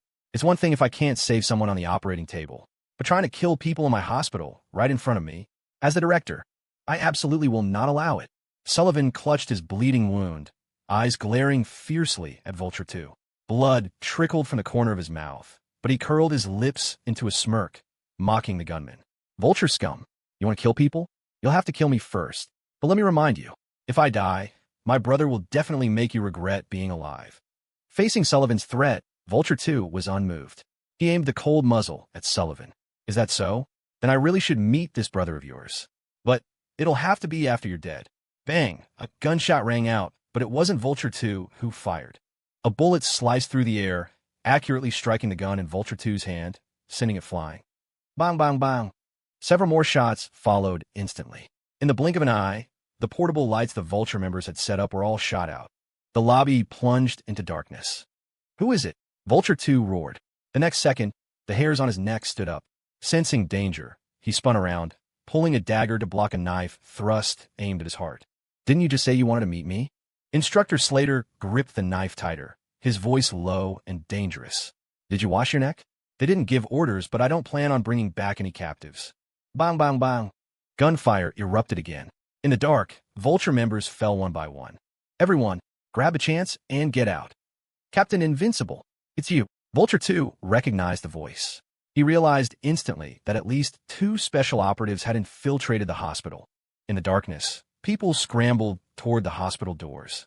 Tanner King carried Sullivan on his back, running desperately. The severe pain in his arm didn't slow him down at all. Seeing this, Vulture 2 gritted his teeth. He suddenly roared, released his grip, and let Slater stab toward him. Stop! Vulture 2 bellowed. Anyone takes another step, I blow the bombs. We all die together. The shout froze everyone. Vulture 2 ripped open his jacket and threw it off. He shone his own light on his chest, shouting, Look, I have a bomb strapped to me, linked to my heartbeat. The moment I die, it detonates instantly. Slater's eyes went wide. He quickly retracted the knife and stepped back. Good thing he hadn't stabbed the heart, or everyone would be toast. Seeing the situation under control, Vulture 2 panted, gritting his teeth. Now, everyone get back here and stay put. And you, Captain Invincible. Vulture 2 stopped mid-sentence. He looked around and couldn't find Zhao. Damn it, that bastard is hiding. Captain Invincible, come out. Vulture 2 shouted angrily. If you don't come out, I'll blow everyone up. Still no movement. Slater stared at him and said, Stop threatening people. The High Commander isn't here yet. You won't blow it. In this situation, we don't dare move, and neither do you. Blowing it now ruins your plan. While speaking, Slater glanced at Sullivan on Tanner's back. Bad situation. Any more delay, and Sullivan would actually die. How about this? Let the hospital staff and patients go first. We'll be your hostages. Slater looked at Vulture 2. I'm a special operative. Plus the soldiers I brought in. We're worth way more than civilians. The High Commander won't abandon the civilians, and he won't abandon us either. What do you say? This suggestion has no downside for you. Hearing Slater's proposal, Vulture 2's eyes flickered. He looked at the civilian hostages, then at the armed soldiers Slater brought. Soon he smiled. Fine, but you all have to disarm, or no deal. Agreed. Let the hostages out and we disarm. And Captain Invincible, tell him to come out. What Captain Invincible? I told you. I'm the only special operative here. Vulture 2 stared at Slater, voice low. Don't give me that crap. Get Zhao out here. Slater sighed, knowing he couldn't hide it. Come on out, Zhao. Can't dodge this one. As Slater spoke, Captain Invincible Zhao walked out from a corner on the second floor, vaulted over the railing, and landed on the ground floor. Man, I knew I shouldn't have yelled that line. Zhao looked at Vulture 2 curiously. Have we met? How do you recognize my voice instantly? Vulture 2 snorted. You have plenty of enemies, Zhao. Zhao nodded. True, I admit that. But since I showed myself, let those people go. No one saw that under the mask. Vulture 2's lips curled upward. Of course. They can leave now. Vulture 2 finished speaking, adding a warning to Zhao. Don't try anything cute. The power of this explosion. Even outside, the hospital won't be safe. Zhao and Slater exchanged glances and nodded helplessly. This outcome was indeed because they rushed in too impulsively without proper recon. But they hadn't expected the enemy to play this dirty, binding their life to the explosives. This guy planned to die from the start. Soon, the hostages ran out of the hospital one by one. Landon White immediately led people to receive them. Meanwhile, in a car near the hospital, High Commander William Sky and General White watched from the back seat. People are coming out. Did Zhao succeed? General White asked. No, look closely. Only the hostages came out. Zhao and his team didn't. William Sky looked grave. You mean? A hostage exchange. Most likely. Something must have happened inside that Zhao couldn't solve. forcing this situation. General White nodded slowly, then sighed. That means Zhao failed. And we're out of time. William Sky glanced at him, annoyed. What are you sighing for? You've lived long enough. I'm still young. I should be the one sighing, all right? Let's go. If we don't show up, this won't end. The vulture isn't stupid. Even if it's a fire pit, we have to jump in with our eyes closed. Old man White, did you settle your affairs? General White looked at Landon White outside. Landon has grown up. With him around, I have nothing to worry about. Good. If I actually die, I'm leaving the mess to General Sheldon. Let him get a headache. William Sky opened the door and stepped out. The guards immediately surrounded and protected him, opening countless black umbrellas to interfere with snipers. Meanwhile, standing on a high building, Vulture 5 saw this scene and smiled. Everything was proceeding according to plan. Meanwhile, inside the hospital, on upper floor. Julian, I think I heard gunshots just now. Did something happen? Ava Reed asked softly. Gunshots, yes. Probably from the lobby, Julian Reed said calmly. Likely a fight broke out. Reinforcements might be here. Should we wait for them to help us? No need. They can't help me much. As they spoke, a meow echoed from the corner. A small white cat hopped into Ava's arms. Reggie, you're back. Ava whispered, holding the cat. How is it? Are there many of them? Reggie shook his head. Less than 10. Reggie shook his head again. 5. Reggie nodded, then rubbed his head against Ava's 6 times. Ava nodded, then looked up at Julian. Julian, Reggie says there are 6 of them. Dr. Hannah Kane watched this scene, her gaze lingering on the cat. That cat is pretty smart. You trained it. No, Julian said flatly. My sister's. Hannah turned to Ava. Where did you buy it? I want one. Didn't buy him. Adopted. Really? That's a shame. Stop chatting. Business. Julian looked at Hannah. Total of 6 people. Can you handle it? Hannah looked him in the eye. If I say no, will you go yourself? You say first, then I decide if I go. Why do I say first? Are you incapable? Julian was momentarily speechless. He looked at Hannah helplessly. According to Reggie's intel, 4 are patrolling the hallway. 2 are guarding the room door. Number inside is unknown. You take the 4 in the hallway. I take the door in the room. Deal. Hannah nodded slightly. Fine. Under these circumstances, you call the shots. Ava blinked from the side. She looked at her brother, then at Hannah. She felt that if these two actually got together, her brother might have a miserable future. So, she had to get them together. If the situation wasn't so tense, Ava would have called Hannah's sister-in-law right there. It was the first time she'd seen Julian show such frequent helplessness. Ava, what are you thinking? Julian noticed his sister's expression and frowned. That look, plotting something again? Huh? No. Ava blinked her big eyes innocently. I'm worried about you guys. Be safe. Julian didn't believe that for a second. But he instructed Ava to stay put. With Reggie there, she'd sensed danger ahead of time, so he wasn't too worried. Ava wasn't just a pretty face. As the young miss of the Reed family, she wasn't a defenseless bunny. Remember, she almost took first blood on Chizuru Kiri last time. Let's move. You clear the hall. I'll take the room upstairs. Julian finished speaking and moved out with Hannah. With Reggie's intel and Hannah's skills, dealing with the 4 in the hallway was well within her capability. The key was Julian's side. 2 outside the room. Inside, probably the leader. Julian approached the room silently, dispatching the 2 guards quickly. Then, gripping his gun, he kicked the door open. Clap, clap, clap. Applause rang out. A man wearing a fox mask sat in a chair, facing Julian's gun, clapping his hands. Congratulations, warrior of justice. You overcame layers of difficulty and finally reached the boss room. Vulture 1 spread his hands. But unfortunately, from the start, everything you've done is useless. Julian stared intently at Vulture 1. He noticed the screen behind the man showed the hallway surveillance. Obviously, they installed it temporarily, meaning their every move had been watched from the start. Although we cut the hospital's power, we prepared some wireless surveillance just in case. Vulture 1 laughed softly. Originally, I planned to leave, but after spotting you, I decided to stay and play. Don't be nervous. No traps here. I'm unarmed. Vulture 1 stood up slowly, took off his jacket, and spun around to show he carried no weapons. Seeing this, Julian slowly lowered his gun. So, what is the point of you staying here? Waiting for you. Vulture 1 smiled. To have a chat. Julian raised an eyebrow. Stalling for time? What are you planning? You figured it out? So smart. Bang. Julian didn't hesitate. He shot Vulture 1 in the thigh. Then he spoke coldly. Don't waste time. Answer my question. Since the goal was stalling, he chose the most efficient method.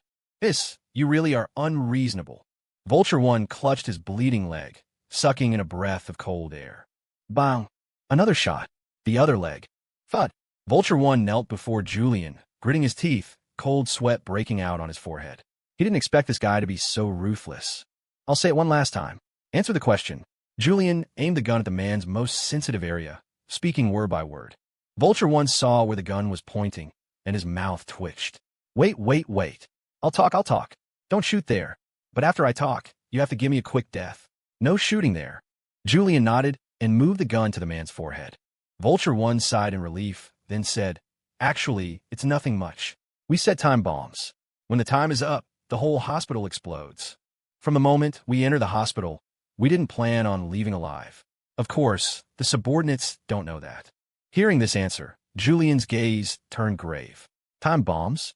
You started the timer? Of course. Long ago. But aren't you waiting for William Sky to appear? Julian's eyes suddenly widened. He connected the dots with the gunshots downstairs. Your goal from the start was to let the hostages be rescued. Wow, truly a smart warrior. Vulture 1 gave a thumbs up, his tone dropping low. Too bad, it's already too late. Easton, hospital entrance. Grandfather, why did you come out? Landon White saw General White and William Sky step out of the car, panic on his face. The snipers were still on the high buildings. Showing themselves now was exactly what the enemy wanted. What with the panic? General White scolded. We got out because we have our reasons. William Sky nodded. Never mind that. What's the situation in the hospital? Landon looked at the two, sighed, and said, Captain Invincible and his team went in to rescue the hostages, but something unexpected happened. They had to exchange hostages. Landon quickly briefed them on everything he knew. Just then, a voice shouted from the crowd.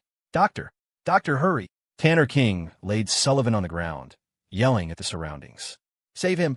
Several medical staff rushed towards Sullivan to check his condition. What happened? William Sky frowned, looking at Landon. Are there wounded? Yes. Director Sullivan was shot. Landon nodded.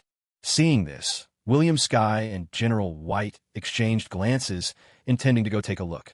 At that moment, the phone in William Sky's pocket rang. Unknown number. William Sky's gaze sharpened. After glancing at General White, he answered the call and put it to his ear. Hello, High Commander. You're Vulture 1? No, I'm Vulture 5. Vulture 5 watched William Sky through binoculars. I'm glad you kept your promise and appeared at the hospital. And we kept ours. We released all the hostages. See? We're very trustworthy, right? Hearing this, William Sky scoffed coldly. You released them?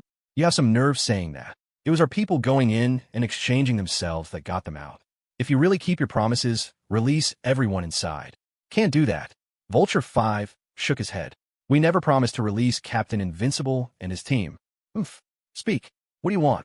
Our goal is simple. To kill you. William Sky sneered. I'm standing right here. Come and kill me. Don't rush. Aren't we already in motion? Vulture 5 smirked. He spoke softly. Say, High Commander, those people just escaped from the hospital. As the boss of Easton, shouldn't you go comfort them? If you don't comfort them, there might be serious consequences. Hearing this, William Sky looked at the crowd nearby, and his pupils constricted. Without thinking, he shouted at Landon.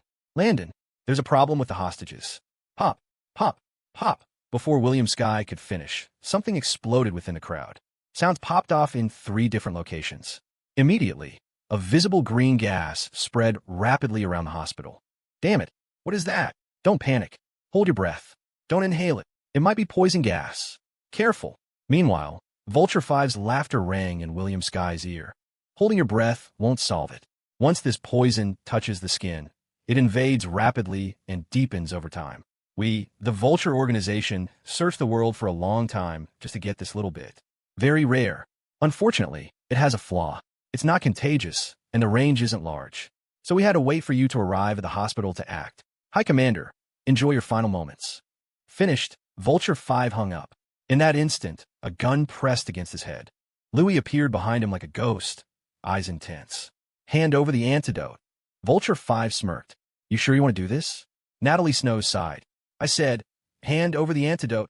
Fine. Looks like something went wrong over there. Vulture 5 spread his hands helplessly. There is no antidote. I told you, the poison is rare. We barely got the poison. Where will we find time to make an antidote? Speaking, He looked at the panicked crowd below with regret. But rest assured it doesn't spread. So, only that group down there will die. The plan has reached this stage. Our goal is mostly achieved. With William Sky and General White dead, failure elsewhere doesn't matter. Louis, killing me is useless. It's irreversible. Besides, you can't kill me, right, Vulture 3? Vulture 5 suddenly shouted. Stop pretending. Get your brother out here. I know he's in Easton. If he doesn't come out, both of us will be killed by Louis. Vulture 3, do you hear me? 3. Shiro Kiri. Stop yelling, Louis said coldly. He saw the wind change and ran long ago. Vulture 5 froze. Shiro ran. A breeze blew past. The atmosphere was suddenly awkward. Ahem. Brother Louis, can we negotiate? Vulture 5's tone softened instantly. How about you put the gun down, and I call the organization to see if they have an antidote. Do I look stupid? Louis's face was ice cold. I'll ask one more time. Is there a solution? Yes, of course. Vulture 5's expression changed. He looked at a figure down in the crowd and smiled. Don't you guys have a poison doctor down there? If he can make an antidote, the problem is solved, right? But that depends on his skill. If he can't, he dies too. Hearing this, Louis clenched his fist tight. He lowered the gun and grabbed Vulture 5 by the collar. Hey, that's right. What are you doing? Don't hit. I was wrong. I was wrong, Brother Louis. Not the face. Louis beat Vulture 5 expressionlessly. He didn't plan to kill the guy yet. He was unique within the Vulture organization, maybe useful alive. But a beating was unavoidable. Everything depended on old Horace now. Meanwhile, on a street in Easton. Damn it, why isn't the call connecting? Shiro Kiri had discarded his mask and disguised himself, ready to flee Easton. This situation was too complex. He didn't dare participate anymore. If he continued, he wouldn't know how he died. And Chizuru Kiri, as Vulture 5 predicted, had followed Shiro to Easton, protecting him from the shadows. However, what unsettled Shiro was that he couldn't contact Chizuru at all. What happened? In Easton, who can deal with him? Shiro was filled with anxiety. Meanwhile, Chizuru Kiri was indeed in trouble. Trouble he hadn't anticipated. Young man, looking at the direction you're heading, I see a bloody calamity in your future. A man looking like a street mystic blocked Chizuru's path, extending a hand. How about this? Give me a few million, and I'll tell your fortune. No yoke. This humble mystic knows the will of heaven and the geography of earth. I am omnipotent. You definitely won't be cheated. Chizuru, also disguised, looked impatiently at the man, asking for millions right off the bat. Has he never been beaten up before? If exposing his identity wasn't an issue, Chizuru would have thrashed him. No fortuna telling. I have urgent business. Get lost. Chizuru cursed. Hey, why the insults? Shane, cool, shook his head. They say people from the Isles have no manners. Seeing you today, the rumors are true. Hearing this, Chizuru's eyes flashed. He saw through my identity? An enemy. Swish, Chizuru didn't hesitate. He pulled his dagger, moving with incredible speed, stabbing toward Shane at a bizarre angle. Clang! Chizuru's eyes widened. His strike was blocked by an ordinary copper coin. Hiss! This hexagram is ominous. Shane looked at the scratch on the coin and shook his head. Tails is Een, heads is Yang. Your knife scratched right across the Yang face. Tisk TSK, TSK. Young man, your bloody calamity today under this blade has evolved into a certain death calamity. Chizuru gripped the dagger, staring gravely at Shane. This person was absolutely not ordinary. He might be stronger than Captain Invincible. When did the Federation produce such a person? Who are you? With such skill, you can't be nameless. Didn't I just say? I'm a street mystic. Shane smiled at Chizuru. Or you can keep it simple. Just call me the Mystic. The Mystic? Never heard of him. Is that so? I'm pretty famous in North Point. Shane pushed up his sunglasses, grinning broadly. But I don't blame you. You're not a local. The old master said, man follows earth, earth follows heaven, heaven follows the way, and the way follows nature. But, times have changed. We have to keep up, right? Shane held a knife in his left hand and pulled a pistol from his jacket with his right, smiling. Ballistics is also the way. Marksmanship is also the law. Combine the two, and the way follows nature. Chizuru Kiri felt this babbling guy was no different from a lunatic. But his skills, trouble. If I could stall by this guy, brother might get in trouble. Chizuru took a deep breath, staring at Shane. I have no connection to the Vulture. I just want to take my brother home. If you aren't military and hold no deep grudge against me, please make way. Hearing this, Shane raised an eyebrow. Military? I used to be. Not anymore. But since your attitude is so sincere and you've said this much, blocking you here doesn't feel right. How about this? The atmosphere is right. Let's give each other an out. Shane looked him up and down. Meeting is fate. To resolve this fate, we need fun to solve it. Chizuru looked confused, clearly not understanding. Shane tooted, cursing, money. Give me money. Understand? Pay to remove the disaster. Give me as much as you have. Chizuru understood now, but he was even more confused. He, the Isle's #1 assassin, the top of the frontier blacklist for the Isles, was being robbed. However, this was the best way to handle it. Chizuru knew he couldn't defeat this man. Spending money to avoid disaster was optimal. So, he decisively pulled out all his possessions and threw them to Shane. Just this much. Shane looked at the crumpled bills, then at the international bank card. How much is on the card? Converted to your currency, about $400,000. The password is, Chizuru said with some heartache.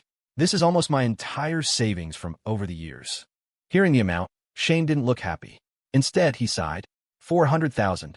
Not even enough to pay back a fraction of what he owed that little granny Ava Reed. If it were anyone else, fine. But owing Ava money? He didn't dare default, unless he wanted to go back to a life of wandering and sleeping on streets. But the finale is approaching. His identity is exposed. Wandering around still. Is that appropriate? Even though he's a mystic, he has dreams too. He wants to buy a big Western-style house in North Point. No, scratch North Point, too many enemies. You want a big house outside North Point. Tisk, it's hard to help you with this little money. Shane looked conflicted, then sighed. Whatever. We all have hard lives. I won't make it difficult for you. He stepped aside and pointed to a small path. Follow this road, turn right, walk straight. No military personnel on that road. Believe it or not. Anyway, what I've done is worth the money you gave me. Our fate is settled. We're square. Chizuru heard this, a trace of suspicion in his eyes. Suddenly, Shane handed the cash back to Chizuru. They say leave a thread of kindness to meet again in the future. I feel we will meet again. Shane solemnly placed the bills in Chizuru's hand. Consider it a good karmic bond. Use this money to buy a ticket home or something. It's not easy being alone away from home. I can only help you this far. Chizuru took the money, glanced at Shane, cupped his fist in salute, and ran down the path Shane pointed out. Shane watched Chizuru's back, shaking his head with a smile. He muttered to himself, repaid another favor, and made some money on the side. But it's a drop in the bucket. Thinking of this, Shane wanted to slap himself. Greed kills. Now he owed Ava money, and his future days wouldn't be easy. Chizuru didn't fully trust Shane. Although he walked the path Shane indicated, he remained vigilant, until he noticed something wrong. Why? Did it feel like everyone around was looking at him? Chizuru had a bad premonition. He was disguised. He looked like an ordinary citizen. He slowed down. Chizuru looked around. He realized the people around him were gradually forming an encirclement. What do you want? Chizuru feigned panic. I have no money. I was just robbed. The surrounding people looked at each other, their expressions incredibly weird. Buddy, stop acting. A voice rang out. Ethan Sia played with a throwing knife, sneering. Why don't you look at your back? Back. Chizuru's heart jolted. He reached behind him and grabbed something. A piece of paper. On it, scrawled in large, messy characters. This guy is the Isle spy, Chizuru Kiri. Everyone catch him. Reading this, Chizuru stood frozen as if struck by lightning. He had been walking down the street with this on his back, and coincidentally, Ethan Sia and his team had just finished training and walked out of the training grounds. Shane had calculated all of this. That bastard mystic. Chizuru realized he had been played. Facing such an encirclement, with elites everywhere, there was no way he could fight his way out. He crumpled the paper into a ball, smashed it on the ground, and roared at the sky. Despicable, shameless bastard mystic. I will kill you. Meanwhile, several streets away, squatting in a corner, silently calculating how much debt he still had, Shane picked his ear. Tisk, auditory hallucinations? Why do I feel like someone is cursing me? Whatever. Curse away. A clear conscience fears no knock at the door. I stand straight, so I don't fear crooked shadow. In this economy, earning a little money isn't shabby. With that, he started counting again. But compared to Ava Reed's IOU, it was all a drop in the bucket. Facing the encirclement of Ethan Sia and the others, Chizuru Kiri decisively chose to surrender. He had no choice. There were simply too many of them. More than 20 elite soldiers from various war zones. No matter how strong Chizuru was, he couldn't escape in this situation. Meanwhile, at the hospital, the unknown green poison gas spread rapidly. Dr. Horace Kane keenly sensed the gas was unusual and immediately shouted, "Water! Rinse your bodies with water! Hurry! Holding your breath is useless. It's not a standard gas. It infects through the skin." As Horace shouted, someone quickly brought a water truck and sprayed the crowd. The culprits who released the gas were quickly apprehended by Landon White's men. However, even after the gas dissipated, people didn't feel anything wrong with their bodies. Is he overreacting? Maybe the gas isn't that scary. I think so too. I feel fine. Maybe it was a mistake, not poison gas. While washing, many discussed it, feeling Horace was making a fuss over nothing. Just then, a coughing sound erupted, followed by a cry of alarm. "General White! General, what's wrong?" Everyone looked over. General White, supported by William Skye, was covering his mouth, coughing violently. Blood flowed through his fingers. Before he could say a word, he fainted. "General White!" People exclaimed in shock. But as General White's symptoms appeared, it set off a chain reaction. Many people began to notice abnormalities in their bodies. Seeing this, Horace hurriedly pulled a small medicine bottle from his pocket. He looked inside and frowned. Only 2 left. He took out the remaining 2 pills, swallowed one himself, and quickly handed the other to Master Silas. "Swallow it quick." Silas didn't hesitate. He took the pill and swallowed it. Then he asked, "Horace, can this cure the poison?" "No," Horace said gravely. "It's my first time seeing this poison. I don't know the cure. This pill is my own special mix. It can only delay the spread of toxins. Give it time, and we're done for 2. Even you can't cure it." Silas's face changed. "Then aren't we screwed?" Thud! A figure was thrown in front of them, bound tightly, unable to move. It was the beaten-up Vulture 5. "Louis." Horace saw Louis, and his expression changed. "Why did you come here?" "There's poison." "Gone," Louis said deeply. "The gas disperses quickly. It's gone." He pointed at Vulture 5 on the ground. He said so. Vulture 5's fox mask had been removed by Louis. His face was bruised and swollen, but beneath the fresh injuries were dense scars. Burn marks. Vulture 5's face had been disfigured by fire. Cough, cough. Hee. Even captured, Vulture 5 laughed. "Horace Kane, aren't you the poison doctor? This poison. Show me you can cure it.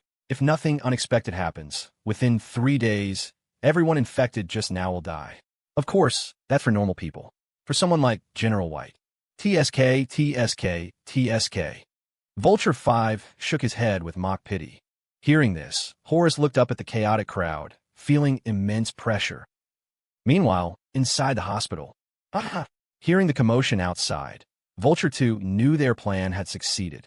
"Captain Invincible, I have to thank you. If you hadn't come in, we would have had a headache figuring out how to send those hostages out. And you, Slater, right? Your suggestion to exchange hostages was brilliant.